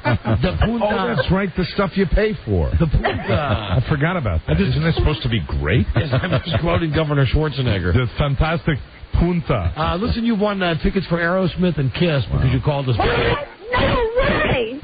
Oh, wow. that's awesome. And suddenly I believe that perhaps she is a woman who would do that. Yeah, that's great. Who would say 5 years. Sure. Listen to that enthusiasm. Yes, Aerosmith and Kiss, two rock legends, one stage, one night, MCI Center, Thursday, November 20th. Tickets on sale now at Ticketmaster.com. And we'll give you $100. Oh, my God, thank you. You're very welcome. You sound very sweet. Thank you very much. I love you guys. I'll listen to you forever. Here's the thought. Try 5 months instead of 5 years. Okay. and listen, do you love him of course, more than he loves you? But when did he approach you with the 5-year option? He loves him more than he loves you. Well, see, here's the That's a great question to ask a fiance. Well, see, do you love him more than he loves you? Who brought it up? Did he bring it up or did you bring it up? He brought it up. He brought it up. That means that you love him more. Yeah. See, because he brought it up because he's the one who had the demon seed in his head first. Right. Well, what if? Sure. Yeah. What if it doesn't work? But he better be careful. Because you know what? She sounds like a fine-looking woman. Mm-hmm. What if it doesn't work out with old Reliable here? What am I gonna do if Mary breaks down? Mm-hmm. If Mary can't she has to be put down. Put her down. How old are you, Mary? I'm 25. 25. Okay, honey. Perfect. Well, listen, hold on. Enjoy the concert. And please, this will be one of our long-term projects. Rob, put this up on the board, please, on your bulletin board, that April, if this woman says this at her wedding, we'll give you some money. We'll give you $1,000. Wow, thank you. As a wedding gift. Yeah, and if it's not the big wedding, Don, I'd feel kind of awkward, I'd want to go into a thing where I could kind of blend in. If it was just the couple and me sitting there with a microphone and some, little inexpensive prostitute from Mexico. Well, what if that would be very, very frustrating. Well, what if you and I went halfsies on it? When halfsies on the Mexico trip? On sending you to Mexico to at least be at the wedding with a tape recorder. Keep in mind, when I went to Sacramento, I had to pay for that on my own dime when I went out there to pay off the bet. But this would be a 50-50 thing. I'd pay half, you pay half. And I'll pay for half the hooker. I think I'm not going to get a hooker, Buzz. Oh, you said. But I mean, Hey, Buzz. Yeah. Mike, don't pay for sex. Okay. Wait, thank you. Mike, don't pay for sex. Thank you, Don. You're welcome. Thank you, brother. I salute you, but you said. Mm-hmm. That I'd get the hooker down in Mexico. Yeah. I know. So just help. I was joking, okay? Buzz, listen, everyone knows that's a joke. All right, Mr. Horn? All right. Upset about his shirt again, Roy Horn? Right. I hope you feel better. All right. So what do you say? Are you up for thinking about it, Mike? Yes. Okay. Yes, I am. All right, hold on, Mary. Thank you. Thank you, honey. So much to think about lately. Yeah. Thank you. Hello, Don and Mike show. Hello? Don. Yeah, Don and Mike. Hi. Hey, what's up, guys? Hey. I wanted to let you know, first of all, it's really nice to hear this show back to normal. It's a big improvement. But anyway, I saw some arrogant ass in traffic the other day. He was this old guy driving a brand new Corvette, and the license plate was Dow's Up. Oh, God. Okay, now that's right in that category. I wanted to crash his car so bad. That's another one. Don, you are on the air, sir. That's another one. You really wish that God was up there just pitching just big bolts of electricity. I wanted him to crash so bad. Don't they? But you know what it is, really? It's got to be individuals that are so completely out of touch and arrogant that they don't realize. Because I don't think people want to have a license plate that people are going to hate. You think they know people are going to hate it? Yes, and there's something about him. And trust me, when I saw the guy's face when I drove past the termination today, he knew that he had something that said, and in essence what the termination said was, I got this car because I work harder than any of you other people on this road. Exactly. That's why, and he knew it, and he was getting the looks from people besides me, and the look back was a look of arrogance as he chatted on his hands. Dow's up. That's the same thing. Dow's up. Yeah, just as bad. Dow's up. Dow is down, too. Yeah. Any guy that was driving Dow's up, that's got to be an old tag. Sure, absolutely. Man, you might want to fix that one. Yeah, fix it by, just hitting your accelerator. God. Oh, I'm sorry. Hello, Don and Mike. I was reading your comical license plate when I slammed into you. Dow's up, determined. Jesus, eat me. Hello? Don and Mike. Hey. How you guys doing? We're doing great, thanks. Good. Hey, listen, I didn't know whether you guys were aware of it. This is Rich in Rochester, by the way. Yeah, Rich. Did you know that Cousin Luigi is a descendant of Christopher Columbus? No, technically, yeah. Absolutely, he would be. Yeah, I thought maybe you weren't aware of that or not. Rich loves Cousin Luigi. You've called about Cousin Luigi before, haven't you? And, hey, I'm going to get Cousin Luigi vanity plates, I think. Okay. Hey, guys. Yeah. Friday night, this past Friday, a friend of yours was on television on Animal Planet. We have no friends. Who would that be? Dave Coulier. Well, now we stand corrected. A dear friend of the show. We have no closer friend. Let me say, no more talented man. Right. In Hollywood. Nice to see that career is still moving in the right direction. Dave now that he's Coulier. It was on Animal Kidding, the name of the program. What was it? Animal Kidding? Animal Kidding. Oh, there you go. Dave Coulier. It's a wonderful game show where Dave just takes the animals and tortures them and then says, just kidding. I like to see him do it with tigers. Let me just say, you don't see Saget doing that, do you? No way. No. You don't see Blackie Parrish doing that. No, he's just living off his wife's name. My friend, we'll give you a prize here. Constant contest. What is your name? My name? Yeah. Rich. You have amused us, Rich. Oh, great. There you have won the Halloween costume of your choice. Courtesy of Masters Costumes. Now, even though there are 7 locations in the D.C. area, they will overnight a costume to you wherever you live. Where do you live? I live in Rochester, New York. Right, WHTK. I apologize. Absolutely. You said that earlier. To find the nearest one, go to masterscostumes.com. You please us greatly. Enjoy it. Have a good day, guys. Thank you. We have been amused. You are a funny caller. Hello, Don and Mike show. Hello? We are not amused by that silence. Hello? Don and Mike. Yeah. Hey, it's Eli in Vegas.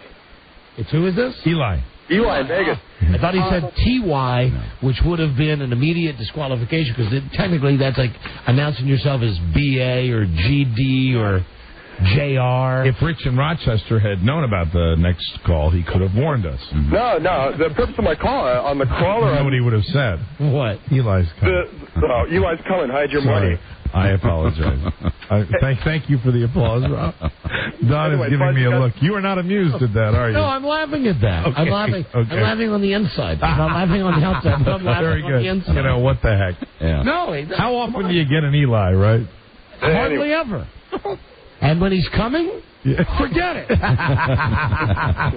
Eli's coming. Right. Hide your heart. Hide your heart, girls. Amen. What is that? Song 2, first side, live at the LA Forum? I think, whatever you say is fine. I don't even know who did it. It's Three Dog Night. Three Dog Night, right? Eli's a coming. Anyway, the purpose of my call is you guys are talking about vanity plates, and the guy in Salt Lake, his last name is Udink, Udink. I'm sure Buzz has the press release, and that they won't allow him to get his license plate because it's too offensive. Udink? Yeah. That seems so non-offensive, though. Not offensive. That's what it said on the crawler.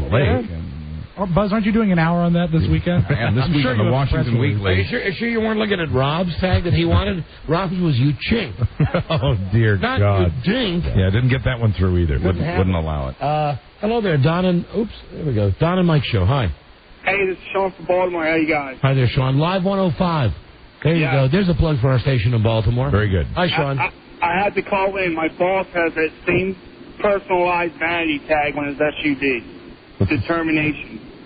Oh, it's a Maryland tag. All right, well, now, hold on a second. No, it can't be. Swear to God, or you know what, maybe with the letter the number 8, and then on. Because I didn't want to give it out, but the tag that I saw was Maryland.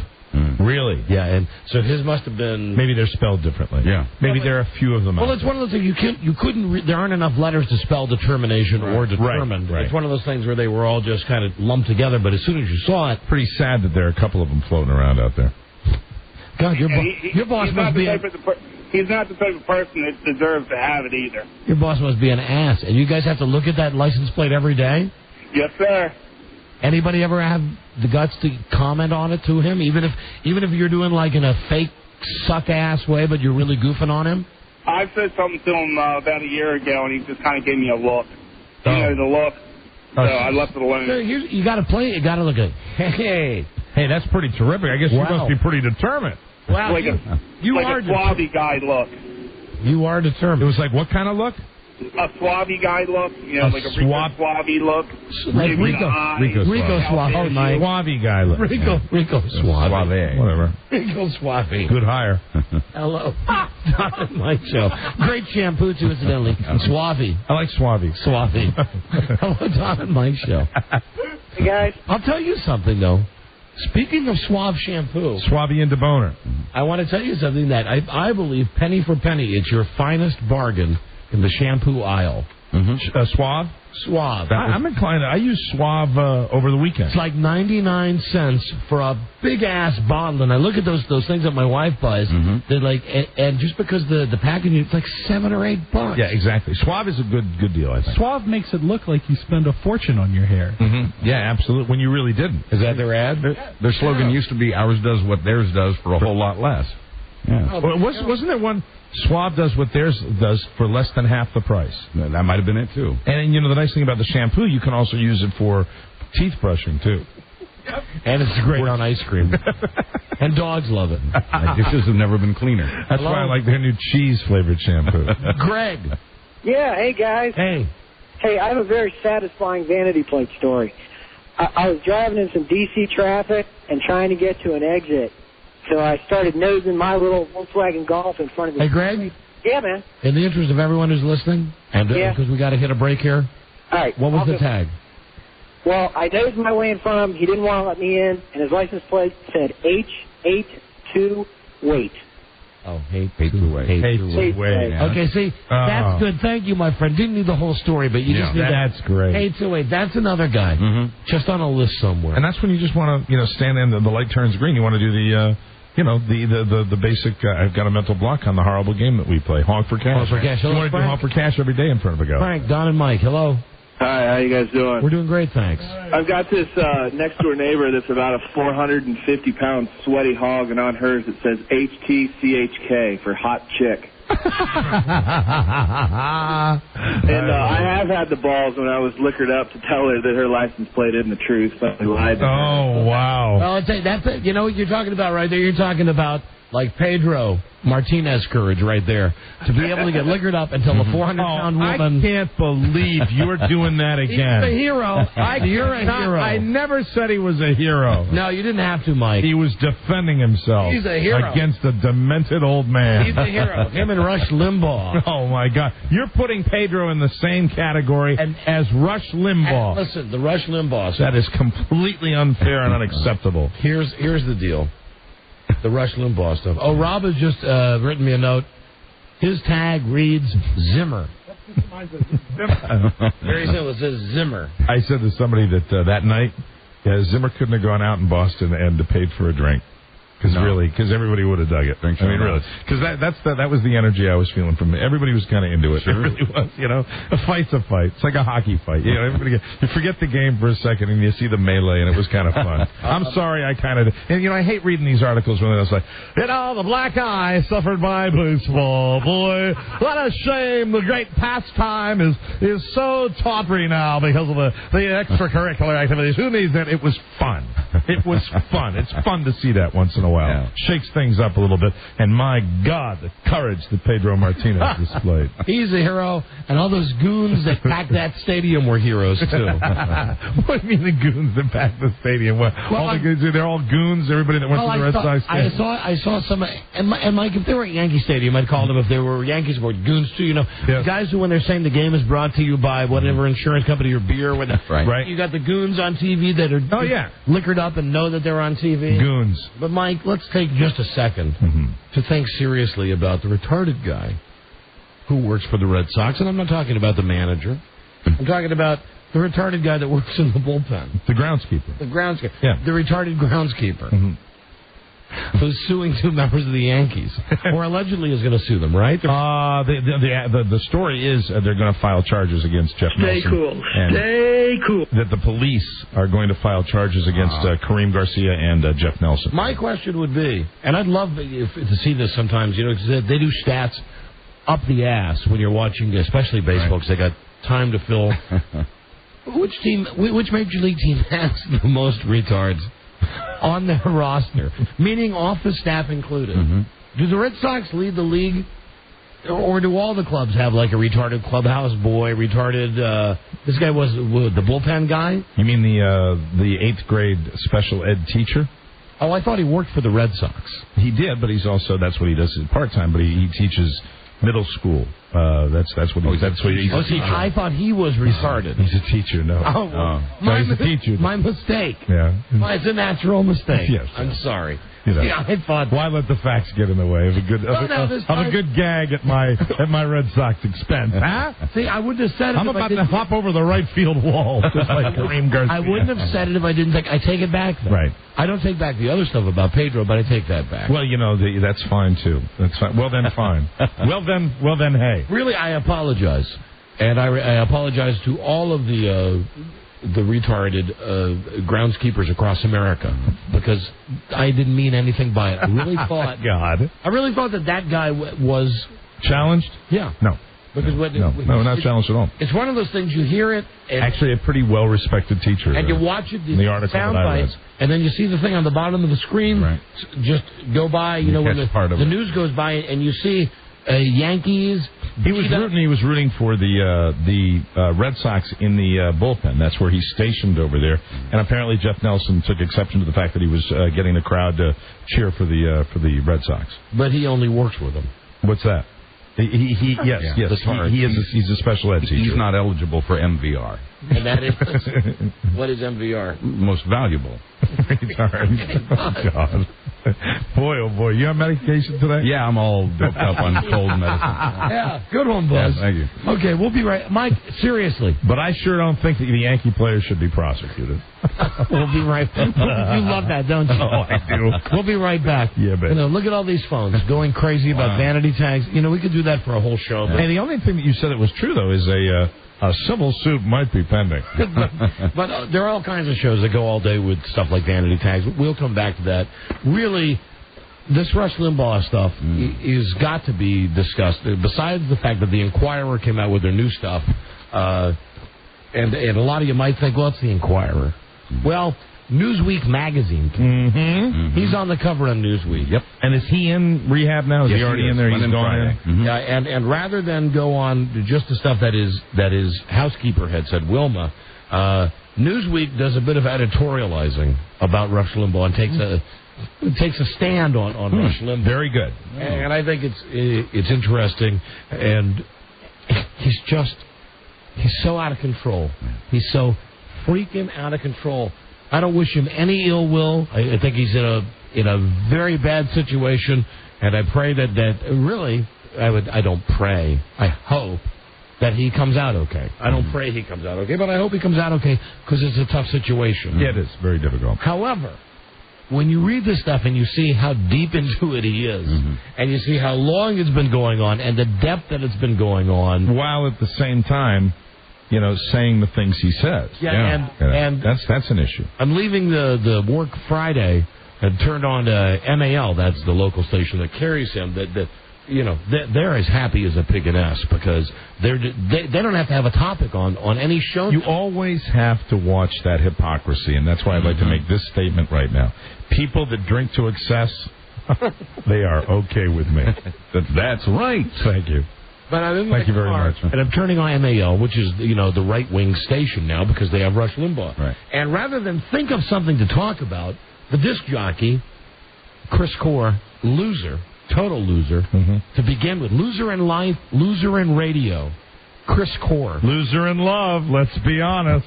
Okay. You're right. He's 3 for 3. There you go. Well, he's doing his... And I've noticed this all weekend every time I turned on MAL. And he's cross-eyed, Rob. True. He's cross-eyed as well. He could be a Dixie chick.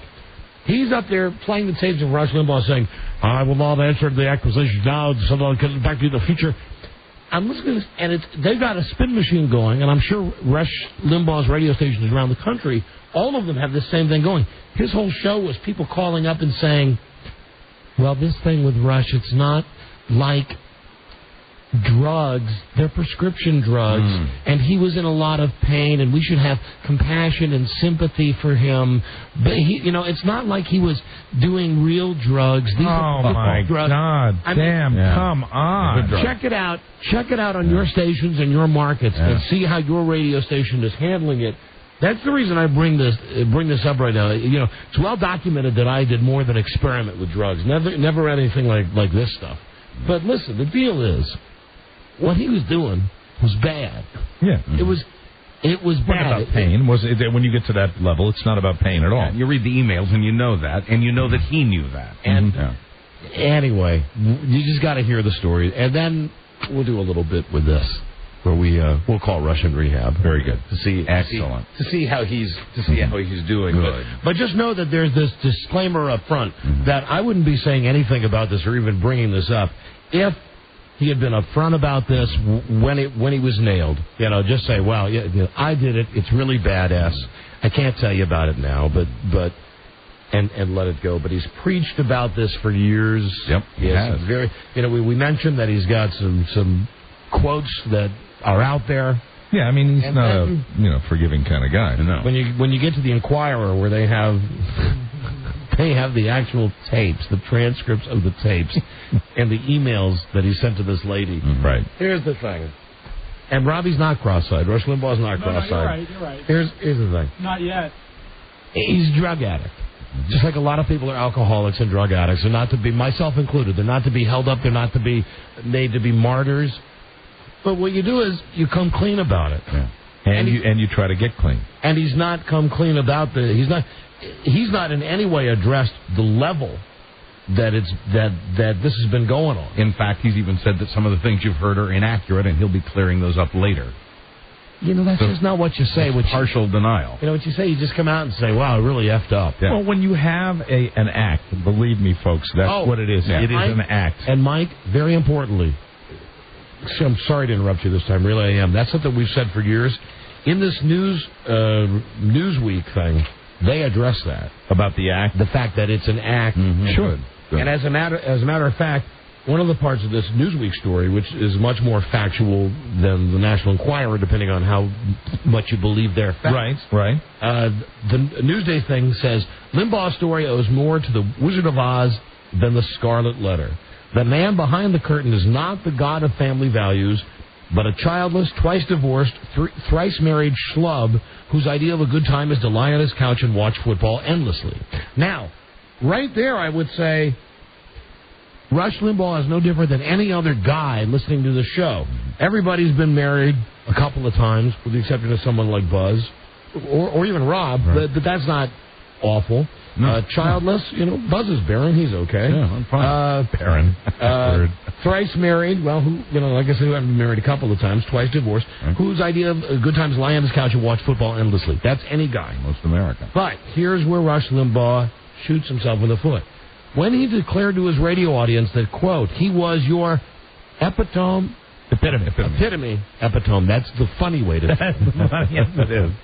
Your epitome, epitome, I understand it, of your, now I'm going to say it the wrong way, your epitome of morality and virtue. Right. He said that, right. Yes, a man you can totally trust with your wife, your daughter, or even your son in a Motel 6 overnight.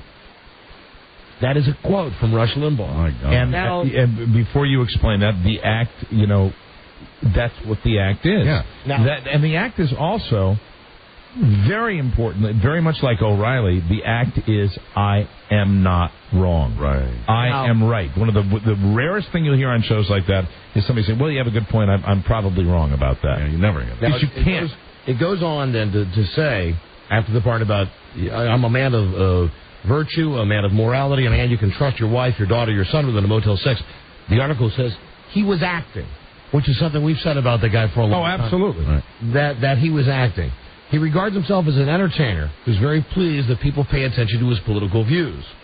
And then they write, granted, Limbaugh's act has won over or fooled a lot of people. Oh, of course.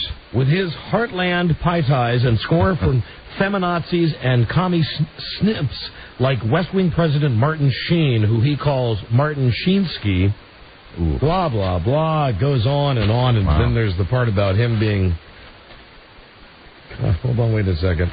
Where's the part about him being the fat high school kid who couldn't make the football team, but got on as the kicker, got into the world of radio, and failed at radio when he was in regular radio, and finally came up with this. Anyway, it's Rush Limbaugh, and it's... The only reason I bring this up is that it's all out there, and I'm hearing parroted. He will. I don't know where you weigh in on this one, but I will tell you he will survive this also. Oh yeah, he will survive this because the amount of that act has successfully, I will use the term, brainwashed so many people. Yeah. And because he doesn't have a kind of show where he says, occasionally, you might have a good point, I'm wrong, because it is constantly, I'm right. This is the right way. There's only one way. There is never even the slightest wavering from that message that he gets out. You're talking about political candidates being on message?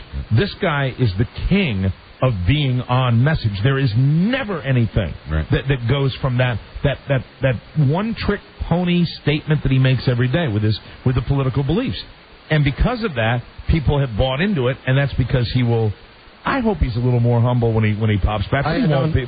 I don't think he will be, because he's not taking the first step. And I am, again, I'll say it for the last time, living proof of this. You have to hit the absolute bottom before you realize, wow, I'm in a world of mess. He's not hit bottom yet. He's really not hit bottom yet. I've not heard any statements. And when I turn on his radio station and I hear, the morons going, hey, this is Bill from Rock. I just want to say, we support Rush, and You know what he ate? It's not his fault. He got addicted to these painkillers, and it's not like he was doing real drugs. And you know, he really means what he says, and we just support him. And then, you know, then the dope on MAL goes, well, that's a very good point, and don't forget, you can hear Rush Limbaugh tomorrow at noon, right. you know, and now... So that's the serious... I mean, you're doing both. You know, it's very easy to say, I don't think you abandon a guy when he's going through something like this. You certainly don't, you know, take this opportunity to kick somebody when they're down. But you also hope that what comes out of this is somebody who's never been humble, that maybe there's a little bit of humility there. You really do. I mean, I think anybody that does this for a living... And don't you think we've all had our moments? I mean, you and I have certainly had our moments on the air, and we share them with people, and and they're not pretty. Okay. They're not pretty at all. Having said all of that, and sorry to be like serious for a minute there, but we were. Having said all of that, there is, trust me, nothing funnier than the stuff that's in the National Enquirer this week. The tapes, right? The emails. The times he's visited this housekeeper to get his pills, the places he met her, right? They go much more into detail than the stuff we had last week. Good. It's better this week than it was last week. The story is good fun. Yeah, it is, and you know, enough. You know how I feel. I wish him, you know, whatever the best, but. He's done nothing to come clean yet. No. You know, someone who's been there, he's done nothing yet to come clean about it. And if it's a good rehab program, maybe he will come out a change guy, but well, I don't know. Don't count on it. I don't know. Hello. Oh, support for Rush. Rob, we got a break. We got a break. Dynamite. Yeah, Rob. Just wanted to, real quick, I turned on Rush's show today just to hear who might be sitting in for him, and it was just... Yeah, it was sickening to hear this guy. I forget what his name was. It wasn't important anyway. But how he was saying this is Rush's big time meet, and like he lost his family dog or something like that. When you know, and the true fact of the matter is, I'm a recovering alcoholic, and I take responsibility for everything I did. And this guy's just trying to take the easy road out, being somebody got to it before he could. Yeah, I mean, you have to agree with that, and I hope he has some people around him that'll enlighten him a little bit. Well, according to this article, it won't be his wife, because I guess you just found out about it. Yeah. That was a big deal, right, where he hit him? Yeah, but now we have all the details. We got a break. We'll be right back. This is the Don and Mike Show. WJFK. I just had a thought. This won't be on the network. But do you think Rush Limbaugh... Do you think his tags might say Oxycontin? It's not Oxycontin. What is it, Bud? Oxycontin. Oxycontin. Thank you. And now another guy who didn't use real drugs. I'd like to try to do my latest record. I tried it last night and didn't make it. They're all prescription. I don't know the words to it, so... Dr. Nick. I had to read it. Rush it up. Just, please forgive us. The Don and Mike Show. You can call Don and Mike anytime from anywhere in America. 877-365-3636. They're ready to believe you. Yeah. I love bitches. Right. Woke up this morning. God damn it. Right. The Don and Mike Show. That's right. Rush Limbaugh. Here we go. Right, Limbaugh. From the National Enquirer. Oh, we've not gotten to the Beyond Skin CD yet. No. The PSAs about racial harmony. That's right. Tomorrow. And also tomorrow the... What gripping topics we have on the show? Tongue scrapers. Yeah, I can't wait to talk about that. And more on fancy cars tomorrow. Fancy. Someone sent in from eBay. It's a real item. eBay item 295-561-7328. Real item. Mm-hmm. The item is Hurricane Isabel Air. Oh. Captured. Get it here. You are bidding on a bag of captured atmosphere from Hurricane Isabel. Give you some air in here right now. That's right. Here's your chance to own a very rare thing indeed. My relatives were on vacation when the hurricane struck. Being the strange people are, they ran outside and captured some of the air in a Ziploc baggie. I have only 3 bags left. So get your hurricane air before it's too late. Item will come safely shipped to you. I have some. But take extreme caution when opening the bag. I have some too. The auction... I have more than he has. This auction is for 1 bag only. Can you beat his price? Yes, I can. Wow. You know, we talk about eBay. I'll beat his price by half. We threw away a lot of money. Do you know that programs, the ones they were handing out at Siegfried and Roy, are now selling for like $30? Wow. And we threw ours away after you wrote on it. How about that? Starting bid $1 for the bag of air. Well, I hope it goes up to $1.25. Also from a guy named Rich in California. He sent us a copy of the actual ballot. I don't know now how this guy did it. I don't know. I see the sample ballot for the California governor thing. Oh, my God. Candidates to succeed Gray Davis as governor. There is a guy who got 11,000 votes named George Schwartzman. And the thinking is he got 11,000 votes because his name is right underneath Arnold Schwarzenegger. And people are basically idiots. Makes sense. And the guy ran the numbers, and the numbers work out that 1 in 350 people were so stupid that they thought Schwartzman was Schwarzenegger? They did. Close enough. Thank you for that, Rich. Now, on to Rush Limbaugh in the National Enquirer, Part 2. Rush Limbaugh's secret drug tapes, housekeeper. I don't know where to start. I'm just going to start reading, and you tell me if you're interested, and we'll move on to another topic. Very good. Inside the Limbaugh thing. Right. Here's the new stuff that was not in the article that we read last week. Again, some of this is now a direct quote from Wilma. He was shameless. Wilma is his maid. Right. Wilma! He was shameless. If he knew anyone who was suffering in pain, he would try to persuade them to share their pills. Early on, she realized that she was not Rush Limbaugh's only supplier. She found empty vials of liquid hydrocodone and pill packets that had arrived at his $24 million Palm Beach mansion by FedEx. Wow. The mansion's houseman told her he had been talked into giving Rush Limbaugh some of his wife's painkillers after she had a miscarriage. Wow, that's bad. If you're hooked, you're going to do it. You're going to do anything. You're going to say anything. Once while cleaning the bathroom in Rush's office, she overheard him on the phone in another room begging yet another person for pills. How about that task of cleaning the bathroom? Oh, God. No. I got a call from a member of the staff at Rush's mansion. He told me about a stenographer who accompanied Rush to a conference. Before they left, the woman had broken her leg. She told Rush she was on painkillers. While they were at the conference, Rush suddenly told her he had a migraine. Could he get some painkillers? When she agreed, he sent her back to the hotel to fetch them. Sure. Wow. That's the sidebar to the little story. Wow. Here we go. Now, the shocking evidence that the Enquirer has. Okay. And that's what it says, the shocking evidence. Sure. Forms a diary of Rush Limbaugh. Now, they allegedly have taped messages with Rush Limbaugh's voice.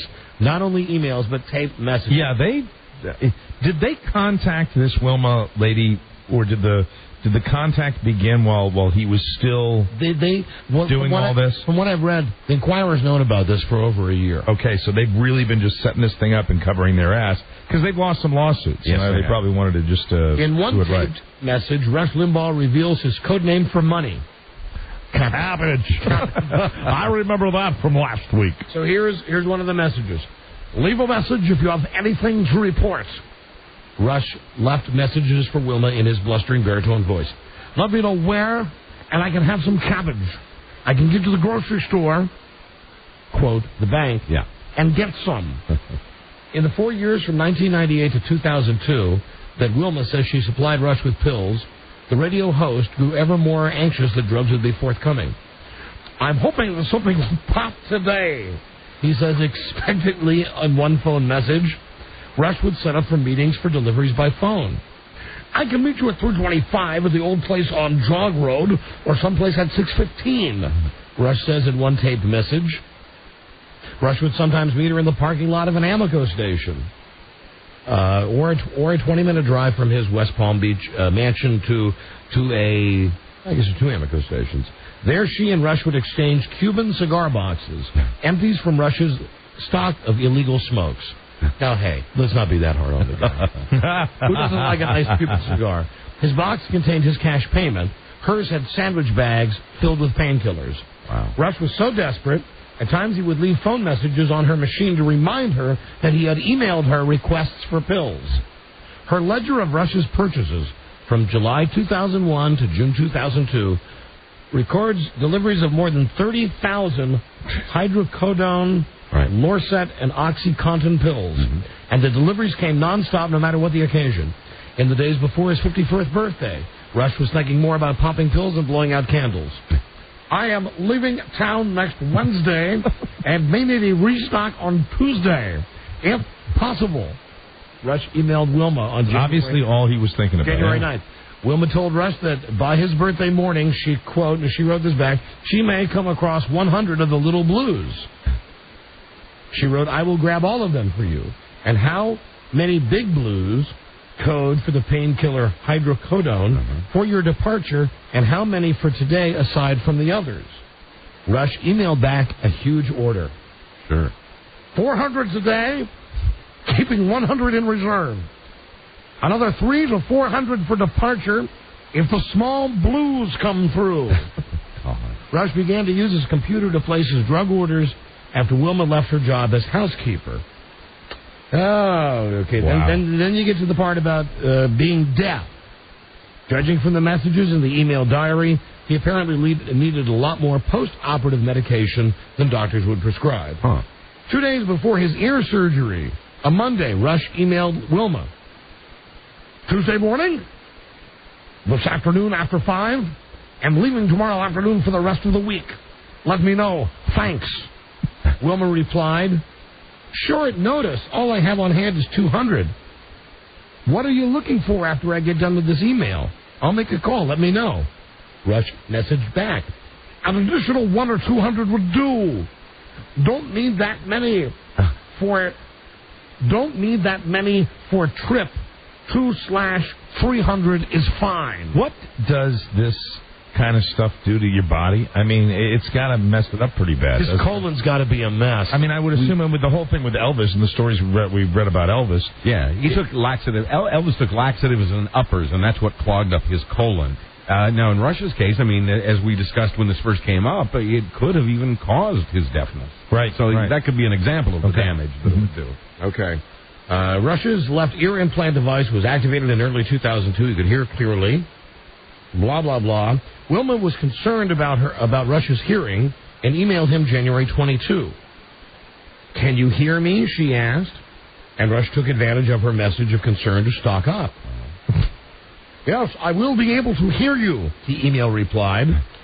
Is there a reason for me to call you, say, after the show?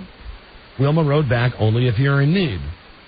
Rush's reply, only for small blue babes, requesting a supply of OxyContin pills. At times, Rush peppered Wilma with requests for drugs and messages just minutes apart if she didn't respond immediately. Wow. On November 8, 2001, Rush was frantic that Wilma hadn't got a message about a delivery to his office in Palm Beach the next day, a message that she couldn't wait in the parking lot but had to come right up to the office. Here's Rush's email. Having trouble again getting confirmation from you. 7:30 is great, but go ahead and come in. No need to stay put. We'll make it quick. It's easier this way. This is the third time I have tried to get this message to you after I was told you would be monitoring email. Can you please reply and confirm? Wow. At other times, the emails from Rush are heart-wrenching. Messages of a lonely man in search of drugs on holidays when Wilma was away from home celebrating with family members. Are you around? Rush asked in an email he sent to Wilma on New Year's Eve, 2001. Ooh. He got no reply. New Year's Day, he again wrote, are you around? The next day, he emailed Wilma, are you back yet? He was getting anxious and sent the same email a minute later. I am back, came the instant message. What have you got? Wrote Rush. On May 27th, his 8th wedding anniversary, Rush wasn't thinking about celebrating with his wife. He was worried that Wilma was getting fed up with having to lay out the cash to buy the pills. See, she's paying, and he's paying her back. Right. He was building up a debt that Wilma said rose to $80,000. And this is my whole problem with Rush Limbaugh. I have I have sympathy. I have empathy. I've been there. I get this whole thing of addiction. Right. Trust me, I get it. I've been through it. But this is not even a regular addiction. This is like an addiction that none of us can comprehend. If all this is true, none of us can comprehend how gigantic this is. And what it does. I mean, what this particular prescription medication does. He's hurting right now. And the fact that he's not owned up to this is the part of this that is just pissing me off. Right. I mean, even if his lawyers are saying legally you might get arrested because you bought hundreds of thousands of these pills, you want to keep any credibility with your listeners and in your own soul, you have to come out and say, listen, I really effed up. Mm-hmm. Even if he just was to say that I made a lot of mistakes and I'm going to come back and I'm going to try to address them instead of the stuff with, there have been some things that are not quite true. There have been... Right. I mean, everything is speaking in half. Right. Halfway there. Hold on. There's more. Okay, here's one more transcript. Wilma said that he told her he had to be careful about withdrawing thousands of dollars from his bank accounts to pay her back the money she's been fronting. Certainly my latest deposit helped, Rush told Wilma in an email message on his anniversary. Wilma replied, it did help, but my connection does not front me anything. It's no cash, no pills. I've been using my Nest Egg to cover you. Rush emailed back. How much do you need to get me another $300? Oh, so he didn't even respond to that. It was just like, get me my pills. Yeah. It was a big order because at the time on his wedding anniversary, he had decided he was going to beat his habit. Rush was scheduled for a 24-hour detox treatment in New York in mid-June, 2 weeks away. For Rush, however, that meant he should do as many painkillers as he could before the poison was flushed out of his system. Wow. How Elvis-like is that? That is very Elvis-like. Just after noon on his anniversary, Rush emailed Wilma. The middle of June is my stop time, so it's not much longer. If you could keep those quantities coming, I would truly appreciate it. The next day, May 28th, Rush asked Wilma to supply a big order. Just 2 weeks to detox. I want to go out with a bang if you get my drift. He. May 31, Wilma told Rush she had a supply of OxyContin in 2 different sizes. Hi, I did a head count to get you through. Tuesday, 100 Little Blues and 30 80s. 80 milligram doses will work right. Rush's response is ecstatic. Oh, yeah! Exclamation point. You didn't mention the 50 80s in your previous note. 100 Little Blues and 50 80s will be just great. You are a doll. Wow. I mean... You know what I don't understand?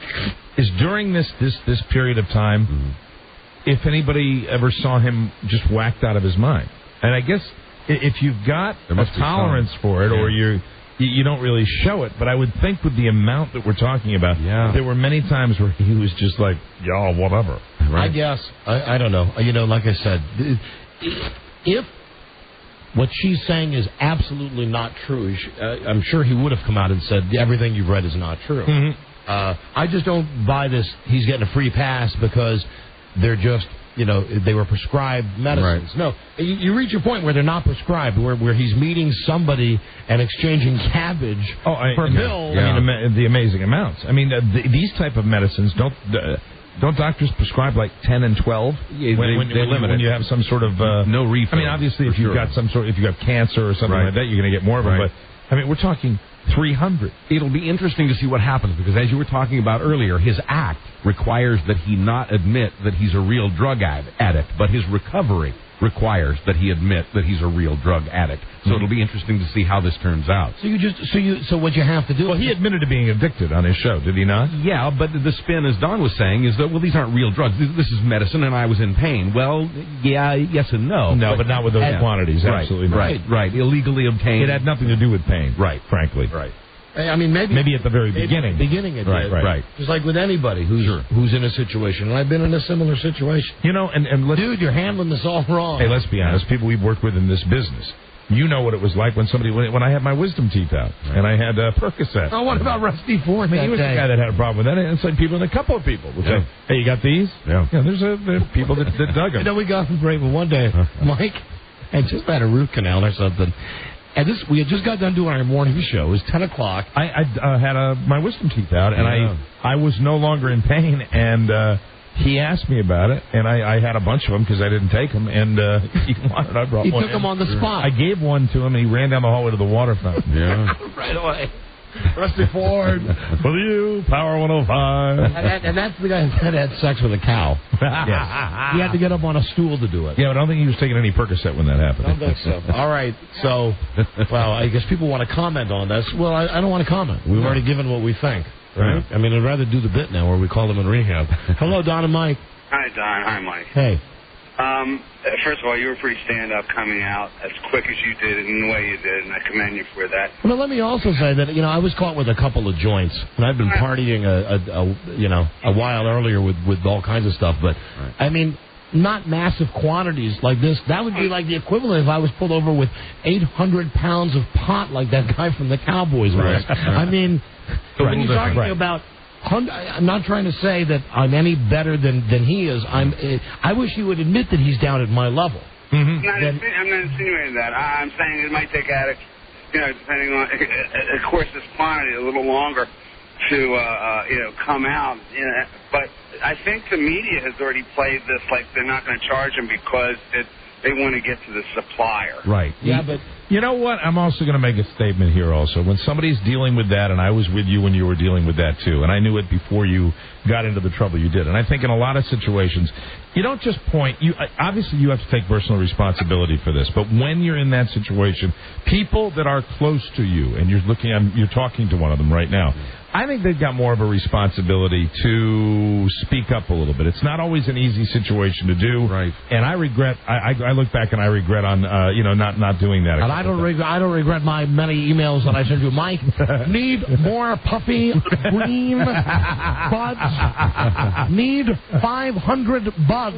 Little blues. Must have little greens. Little blues. All right. See you later. We got to run because now we'll have some fun. Because now that we've said all that. Yeah. He put himself in this situation. Right. He's in rehab. He's in some posh place. Where is Buzz? Is out in Arizona? Yeah, I think so. In Arizona? But he's hurting, I think. We'll call him. We'll find out. Right after this. It's the Don and Mike Show. Boy, do I dig this way out music. Let's see. I'll try number 14 this time. The Don and Mike Show. Pebbles, you too, Dino. Daddy's speaking on the radio. Now listen. Did you wash your ass today? Don Geronimo and Mike O'Mara. This is why I have a funny guy. You got to give me a second. We're going to call Rush Limbaugh in rehab now. Give me a second. A little dialing music here. Then you'll get the joke.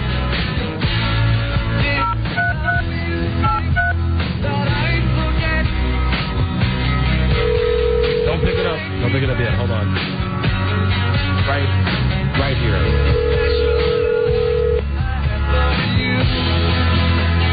What is it? Baby Blue. Okay, there you go.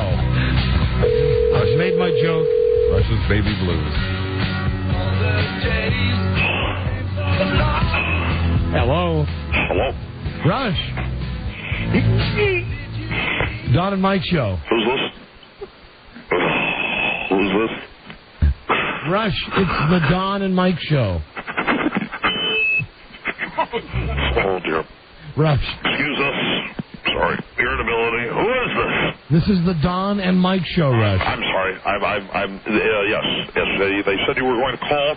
I can't stop this bruising. Oh. I have bruises all over my body. What bruises do you have? It's part of the detox. Wait, now I'll give everybody another insight. I hope to God that you can understand the fact that I am experiencing quite a variety of symptoms due to rehab. These symptoms were researched by Joe on the internet. Blood in stool. Oh, no, that's blood really and vomit. Pretty common. That's really on the list. Can't stop cold, clammy skin. Ooh. Expecting lots of mucus. Mouth so dry. Throat swelling. Eyes, skin turning yellow.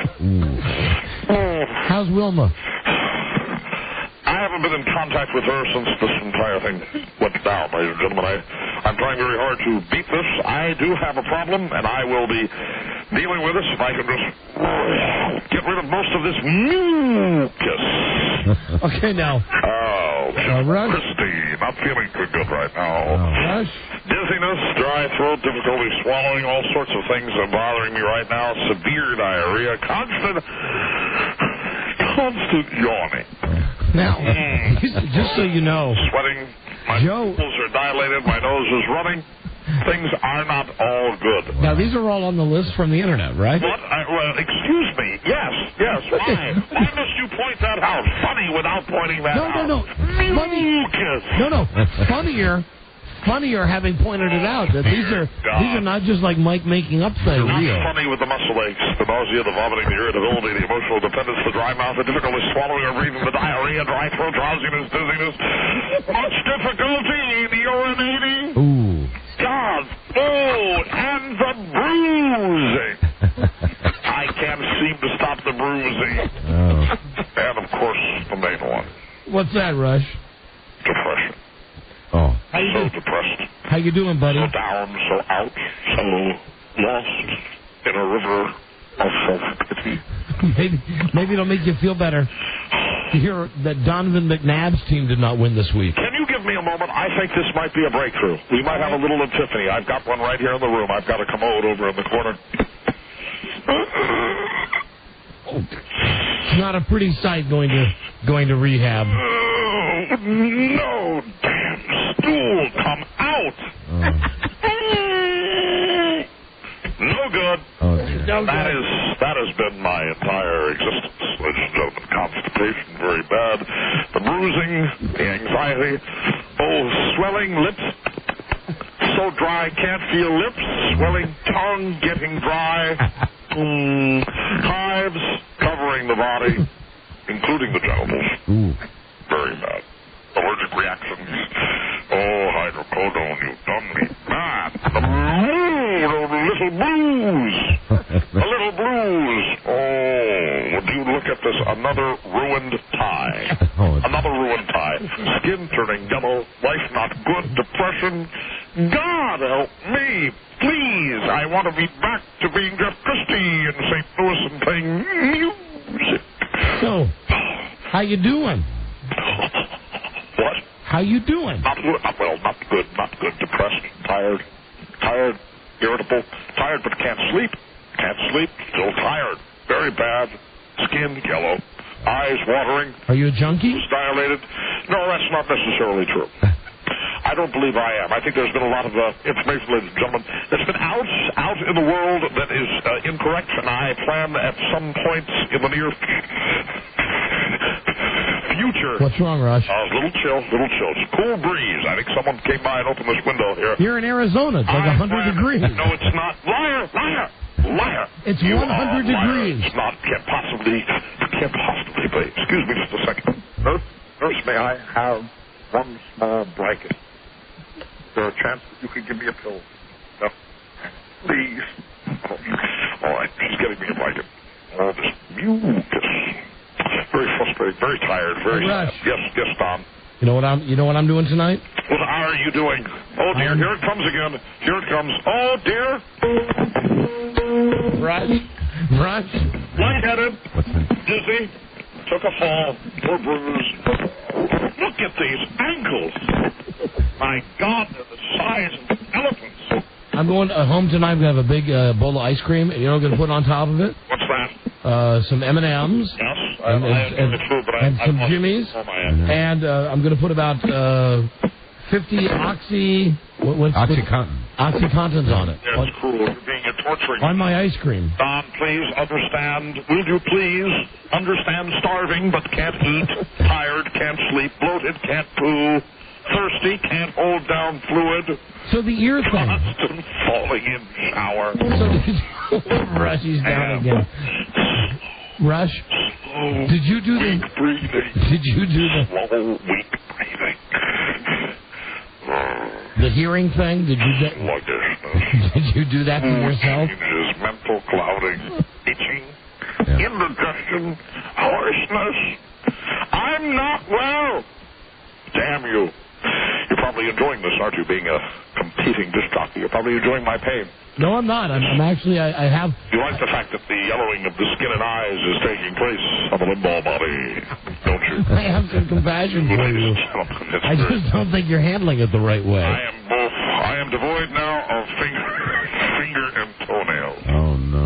They have fallen off. Let me see if I get a Nothing I can do about it. See if I get a counselor here to help you. Stomach pain. Nurse, stomach pain. Yeah. Give me something for the pain. Hey, oh, dear. Joe, would you get Joe to come in here just for just a second, just a real fast intervention? Fantastic. Joe. Maybe Joe can get somewhere with Rush. Tired. So tired. Losing consciousness. No? Rush, joining us now is Joe Ardinger, who might be able to help you through this. Wait a minute. Joe? Rush? Slow Joe? Yes? Rush Limbaugh. How are you? How are you? Well, better than you. Oh, buddy, you know what I'm going through, don't you? Oh, yeah, you're the I president. told you, Joe, this would have been avoided if I dealt with you like I did originally with my visits down to Washington, D.C. I want to thank you, I'll tell you right now, because now my scabs are oozy. Joe, it is so great to hear your voice here, a calm influence. I'm wondering if there's are we on a secure line here? Sure. Is there a chance you could visit me? If you know what I mean, wink, wink. Sure. The baby blues. I'd be more than happy to. Could you bring me the baby blues? Lightheaded? Hang in there. Yeah. No, Joe, you were supposed to counsel him and tell him not to take that stuff anymore. Okay, well, then about 24 more hours, you'll be fine. How long, Joe? 24 more hours. 24 more hours? He went in on Friday night. He should be fine by Monday night. Twitching. My teeth are loose and my tongue thick, Joseph. But it is good to hear your calming voice. I know we share some things that only two men with our problem can. How are you? It's fine. At least you're admitting that it's a problem. Still growing your hair long? Yes. Yes, you look like a hippie, you know. He looks like Shaggy from Yes, I'm aware. I've Scooby-Doo. seen him many times. Flown to D.C. Had him down to Florida. He's been down to the manse many times. We've enjoyed. Oh, cold coming on again. Chill. Tell me why. Oh, why am I lactating? Why am I lactating? Milk coming out of breasts? Wrong. Well, listen, our time is up. Rush, we're behind you. I'm covered with spots. And you should know that Chris Core is, of course, defending himself, defending you, defending No need to pay himself. attention to that little bastard. Tell him I don't need the help. All right. Four-eyed little hump. Anything you want to say to Joe? I'd like to say, Joe, call me. Sure, Rush. You know what I mean. I'll Give me a talk call, to you okay? soon. Oh, they're so tired. So very tired. Been nice, Rush. Don't do it, Joe. Rush, he dropped the phone again. Send me a tongue scraper, please. What? Someone send me a tongue scraper. Well, we're going to discuss that tomorrow. What do you need a tongue scraper for? I've got a film on there that is, I can't even identify it. It's yellow, like everything else on my body. Coming out, everything is yellow. Oh, so tired. Any luck? Are you doing news now? Yeah, we're going to Buzz right now. Good for you boys. I have to go try to poo again. Wish me luck. This is Rush on Poo-I-B. And that is, what is that? The Poo and Broadcasting Network. Oh, P-I-B. Will not poo. Will not poo. Goodbye. Goodbye, Rush. Good luck, buddy. There he goes. In a world where owning a radio was strictly forbidden, one man found a way to bring good news to his people. Well, he made it up. we kid because we care. That's right. And here he is now, Guy Birdley. Buzz, what is your lead story tonight? Today, the answer is Mount Arnold. But the question is not, what does Maria do twice a week? Hey, there you, hey. Stay tuned for news and comments coming up on the Don and Mike Show. Don and Mike Show. That was very professional. This is the Don and Mike Show. What's the word from Planet Crackpot? The Don and Mike Show. You can call Don and Mike anytime from anywhere in America. 877-365-3636. They're ready to believe you. Uh-oh. Sounds like somebody's got a case of the moon blues. They have very nice teeth.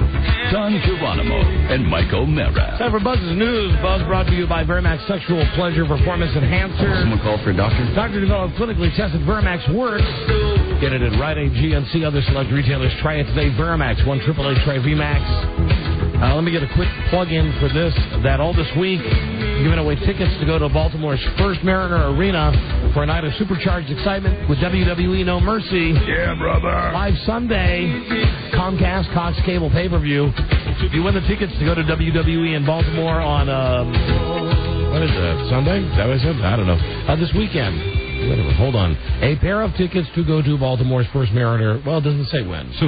Soon. Oh, no, live this Sunday. Oh, well. On Comcast. There it was. Well, what's the place again? First Mariner? First Mariner Arena in Baltimore. Never heard of it, but, you know, it's probably one of those joints that changes names all the time. Mm-hmm. Right. You know, it used to be... Would that be the Baltimore Convention Center? It used to be Bank of America, then it was SunTrust, now it's goddamn Wachovia. I think it may have been the Pier 6 Pavilion. And we're giving away, thanks, Charles. Thank you, Charlie. A meet and greet with WWE Superstar. I like the mysticism. So that's on tomorrow, and we'll be doing it all week as well. Just ahead of Buzz, I went to RushLimbaugh.com. Oh, what's there? And Rush 24/7 emails of support pour in to the EIB network. Of course. And then it has some links, I guess, to a couple of... you'd like to think major newspapers. Right. And here's one from, the second one they have is from the Sierra Times. Yes. Not exactly sure where it is. Where would this Sierra Times be? Let me see. And here's, when I was talking about my level of discomfort with Rush Limbaugh, this is the type of reporting that's even out of his hands that is just pissing me off about this whole thing. Right. Liberals are dancing in the streets now that Rush has been outed as a prescription drug abuser who kept it from the world as long as no one was asking him about it, but who confessed as soon as the world started asking and announced it himself to the world while he was announcing his determination to do something about liberals, it. They bring that in. Jesus. To me, this is simply Rush Limbaugh continuing to tell the truth and should not affect his ability to out liberals who needed outing at the time. Rush is the reason I'm in the business I'm in, because he showed me the ambivalence I saw a year ago about politics. Blah, blah, blah, blah, blah, blah, blah, blah, blah. That's the proper... I mean, that's just... I'm not addictable to anything but maybe coffee. I wish him luck. He's going to need it. Wow. And then you go to... liberals may be dancing, but he didn't come out as soon as the charges were made. No. Waited a couple of weeks. Limbaugh, hometown, vows to support Rusty. Oh, that's so cute. Who knew? Hold on. Here you go. If Rush admitted a problem. It's a first step. So when you keep lying about it, that you get in deep and lose respect. Willie Seagraves, who cut hair while Rush Limbaugh shined shoes, said he favors Democrats and Rush wouldn't care. But I think we all agree he should kick this habit and get his life together. And I hope he does. Hold on. Rusty. God. Is that his real name, Rusty? No, that's what they call him. Rusty Limbaugh. People that are Rush fans are with him no matter what. And that goes double here. Makes no difference whether you're a fan of Rush or not. This could happen to anybody, says Martha Cox. Well, Martha, first off, nice name. I don't think so, to this level. I don't think the average person... No, the average person, strictly on a financial level, probably would have a little trouble with this. Couldn't afford it. And just one last thing. And this is a joke that I promise will go nowhere. Okay. Maybe one of you will laugh at this. And I mean one of you in this room. I think nobody listening will laugh. We have on the phone from Sacramento a guy named John. And it says on the screen he's a former junkie. John, are you a former junkie? Actually, I'm a former addict. Okay. But it says on the screen former junkie? Yeah, painkiller addict. Tell EB. I see I effed it up. I was going to say tell EB we said hi. Yeah. Oh, he's a former junkie. I told you it was worth it. Okay. At least when I know I'm going to do something. No, wait. That was not your fault, though. The guy didn't help because he didn't want to really be called a junkie. He wanted to be called a former addict. Right. He didn't like the word junkie. But it said See. former junkie on the... The guy killed you, actually. That's what happened with that joke. That would have been a little bit money. Would have been a silly bazilly joke. Money.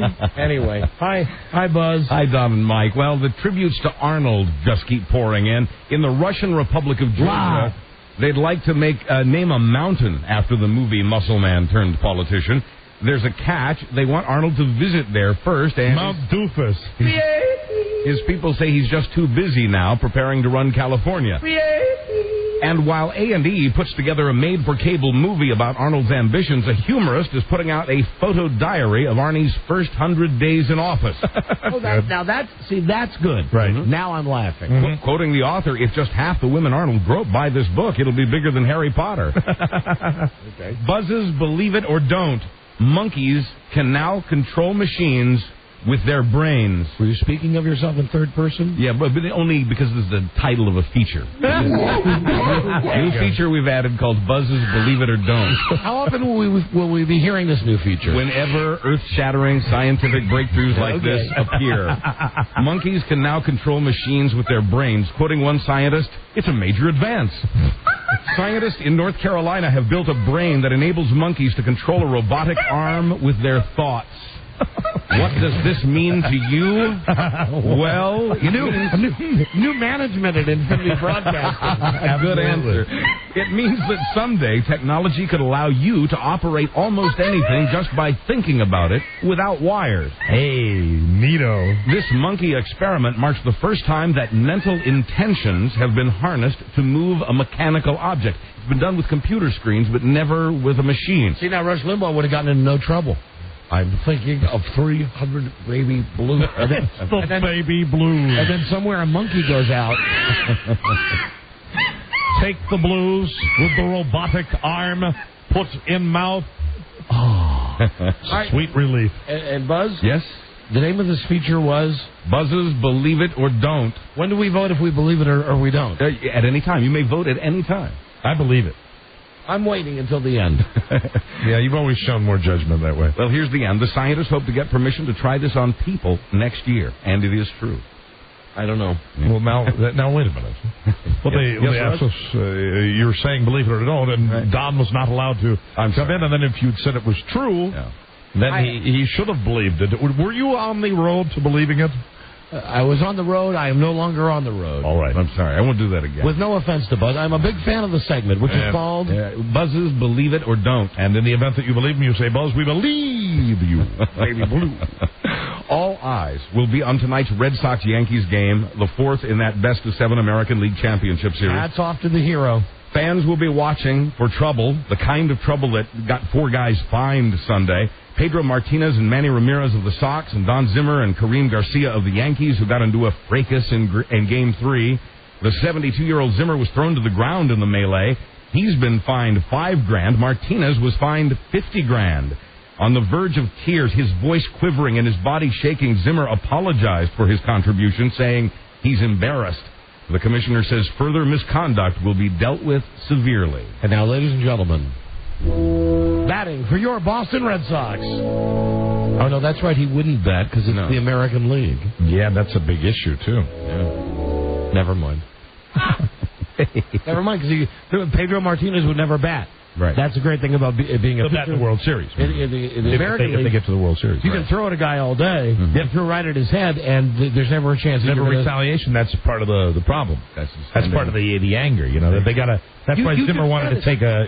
You just said it. What? Part of the problem. Part of the problem with the American League.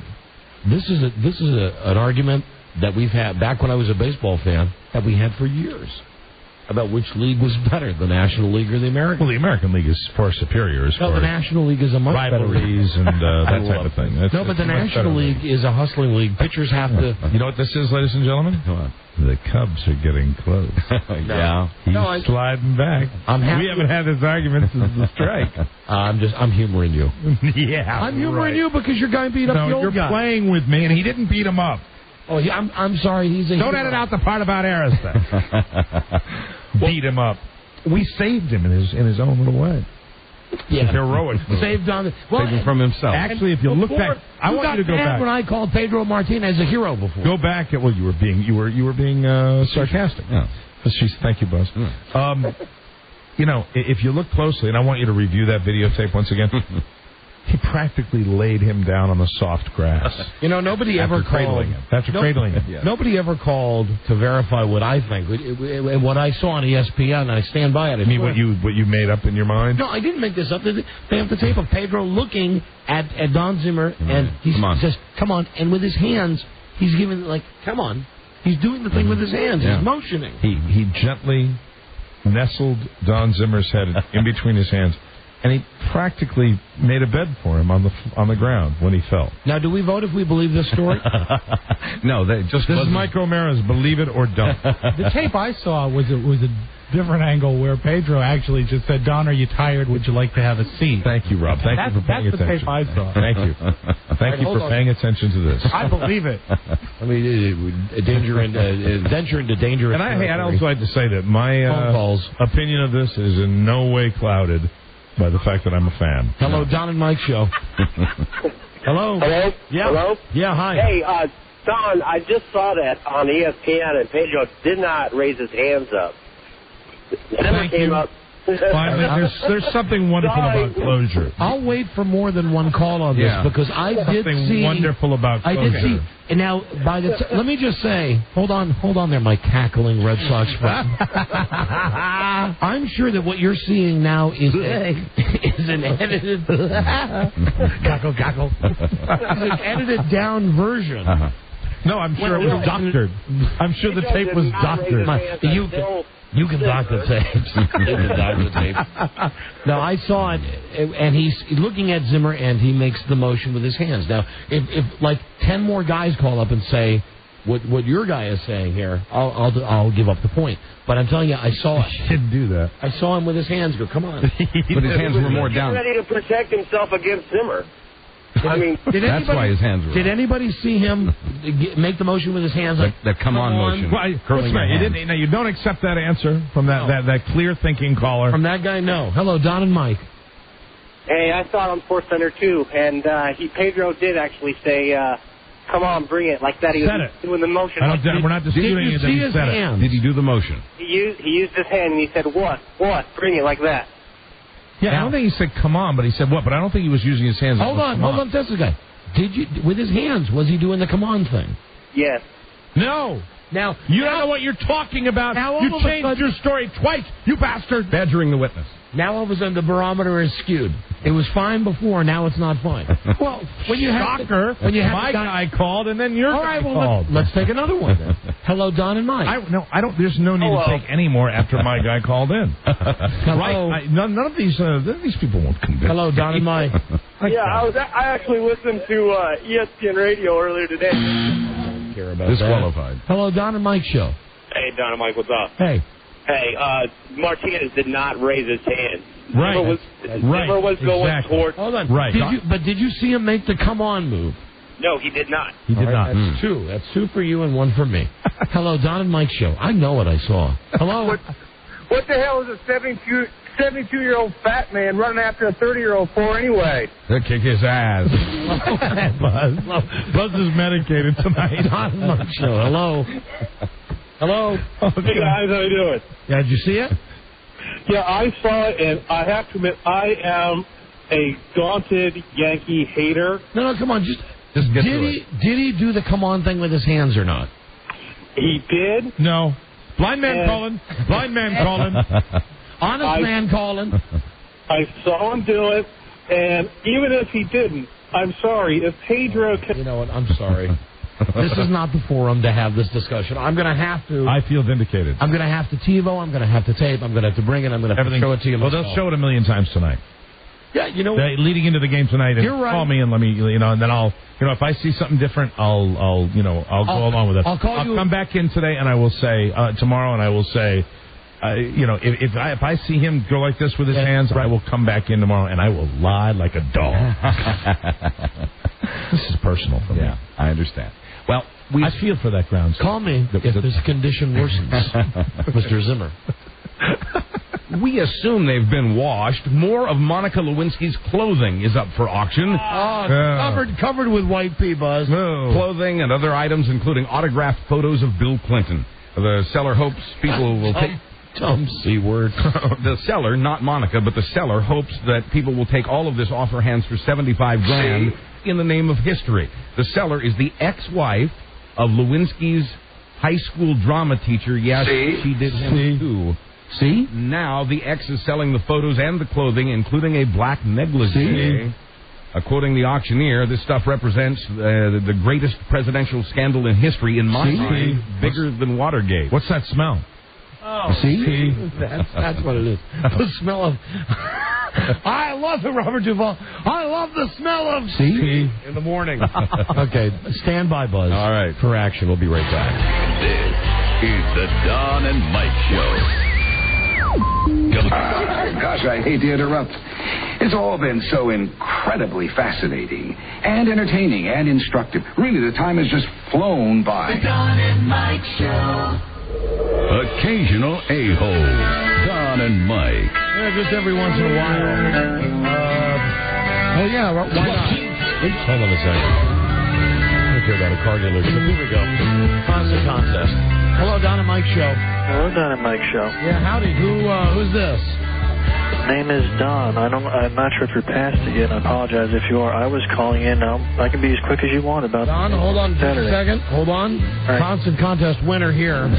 You've won tickets to see Aerosmith and Kiss. Oh, my goodness. Two Rock Legends, one stage, one night, MCI Center, Thursday, November 20. Tickets on sale now at Ticketmaster.com. See, the beauty of Constant Contest is you will have had something you wanted to say already because your line was ringing. Mm-hmm. What did you call to say? First off, Color Me Happy. Those are two of my favorite bands. Very good. Anyways. Color Me Bored. Why did you call? On Saturday. This is the baseball business. Yeah, get to the point. Number one, you do not see Pedro's hands. You can't see him. The picture's cut off at his elbows. You can see him clearly. Color Me Sad. I gave you this. WJFK. Color Me Mind Changed. Like man. I am not making that up. No matter that is what also, that thinks. I know. Of all the calls we've gotten about that, that's the one I think that is legit. Because it doesn't even show his hands. The shot that I saw, and I saw it replayed, he's absolutely right. You don't see Pedro's hands. That's the point. I'm telling you, I wouldn't argue the point to death. I don't doubt that he really hadn't seen it. I think maybe he might have gone, what? Or come on? That might have happened, but I don't. His hand. There's hundreds of cameras, though. I mean, that one shot. I mean, if there could be a shot of it. And especially if it was on ESPN, it might not be the Fox feed. It might be another. Yeah, they might have actually shown us, like all the way down to like his cleats when he wasn't using his hands. Listen, I'm telling you, he did like it. If I get a tape of it, come on. If I get a tape of it, what are you going to do? Come on, what? If I get a tape of Pedro Martinez going like this with his hands, going like, come on, will you at least give in? No. Why? I would. Well, now what? You expect me to be rational about this? Okay, never mind. This is the whole thing with the guy gets the thing. I've been doing this since February. The guy gets the tickets. Color Mike happy. Yeah. Red Sox are playing tonight. Come on, Buzz. All right, here we go. J-Lo's not the only one disappointed the wedding was canceled. Mike just did the thing to come on. Come on. Dress designer Vera Wang is said to be furious. Hey, nice Wang. MSNBC reports that Vera ran her staff ragged trying to get J-Lo's dress made for the wedding. Quoting a source... Just me Wang. Wang. Quoting a source, and I'll interpret here. Did you see Padro? Did you see Padro Wang? Padro Wang. I hope he touched him with his wang. Quoting a source, the gown's worth at least $15,000, but Jennifer insisted she get it free. The idea was publicity from the wedding would more than pay for the cost. Now, no wedding, no publicity. No official comment from the dresser or the dressee. You know what? I'm attacking a big white bitch. You know how I feel about that? Hey, man. Do you think she'll be hurting? Vera Wang missing out on that money? Oh, yeah. I mean, come on. Could be the end of the empire. Wang! Bang. Hey, Wang! Hey, come here, Wang! Russell Crowe once made headlines by roughing up the head of a British awards show. Now he wants to sing at one of those shows. The physically and musically inclined actor's been putting out feelers about having his band, 30-odd Foot of Grunts, perform at the British equivalent of the Grammys this year? What? I was looking at Rob. Rob and I were trying to rename my band, and that must be cumbersome. I don't like that either. Yeah, no, I thought I came up with one last week. You liked it. We lost Dead Hamster. Dead Hamster. Yeah, Dead Hamster. The hamster's dead. Yeah, the hamster's dead. No, I thought it was Dead Hamster, and that didn't go. Didn't go over with the band. I'm looking for another one-syllable word. Diaz. Rob wants Diaz. How about Zimmer? I was thinking about that. Zimmer. I was thinking about that. How about Hands? Come on. That should be the name of the band. Come on. Right? The Sure Bet Band. Come on. The Hero Band. Well, quoting a source on the Russell Crowe story, he's so desperate for publicity for his band, whose last album didn't exactly tear up the charts, and there's apparently a documentary out now called Russell Crowe's Greatest Fights. Quoting someone who's seen it, Russell fights like a 6-year-old. He specializes in biting and headbutting. Good for him. I mean, if you're in the fight, fight to win. Absolutely. A former Miss America has killed someone and will probably not be charged with any crime. Her name is Rush Limbaugh. Heather French Henry, Miss America 2000, says she did not see the 43-year-old woman on a bicycle. The woman was crossing a street outside a crosswalk through a red light and was not wearing a helmet. Heather says she could not see the woman because the Kentucky sun was in her eyes. Although no charges were filed, the investigation continues. Heather is said to be extremely upset.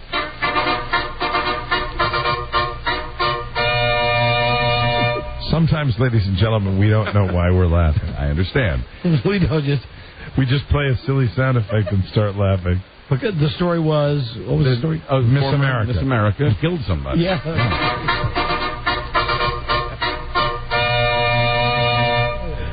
Totally inappropriate music. Twin boys. Because I'm proud to be an American. Mm-hmm. At least I know I'm free.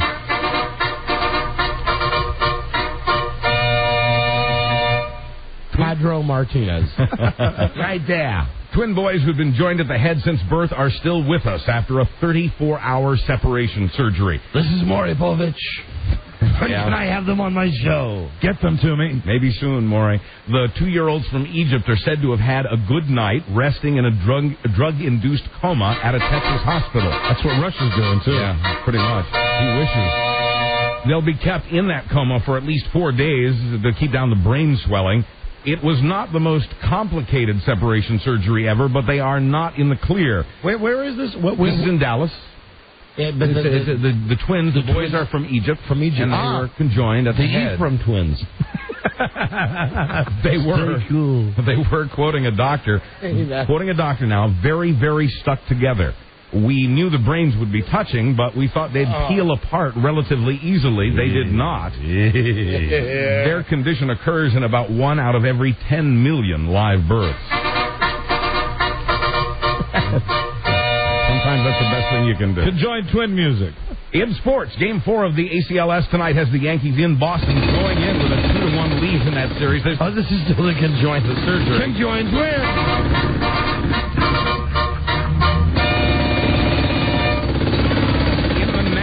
League. The Cubs lead that series 3-2. Game 6 is tomorrow in Chicago, and on Monday Night Football, the Rams host the Falcons. Tonight, do not try to steal a guy's penis, even with sorcery. A 28-year-old man accused of that very thing was beaten to death in the West African country of Zambia Friday.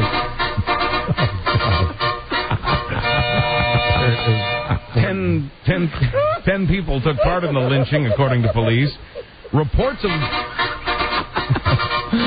Sorry, Buzz. This is not funny. Well, sort of. Reports of penis snatching are not uncommon in that part of the world, with victims claiming the sorcerers simply touched them to make their genitals shrink or disappear. The sorcerers do this, we're told, so they extort cash from their victims in return for the promise of a cure. Police say men in that area are now even afraid to shake hands with each other. Oh, dear. Dear me. I'm Buzz Burbank on the Don and Mike Show. Thank you, Buzz. No. Yeah, that's it, Mike. Gotta go home, watch my heroes.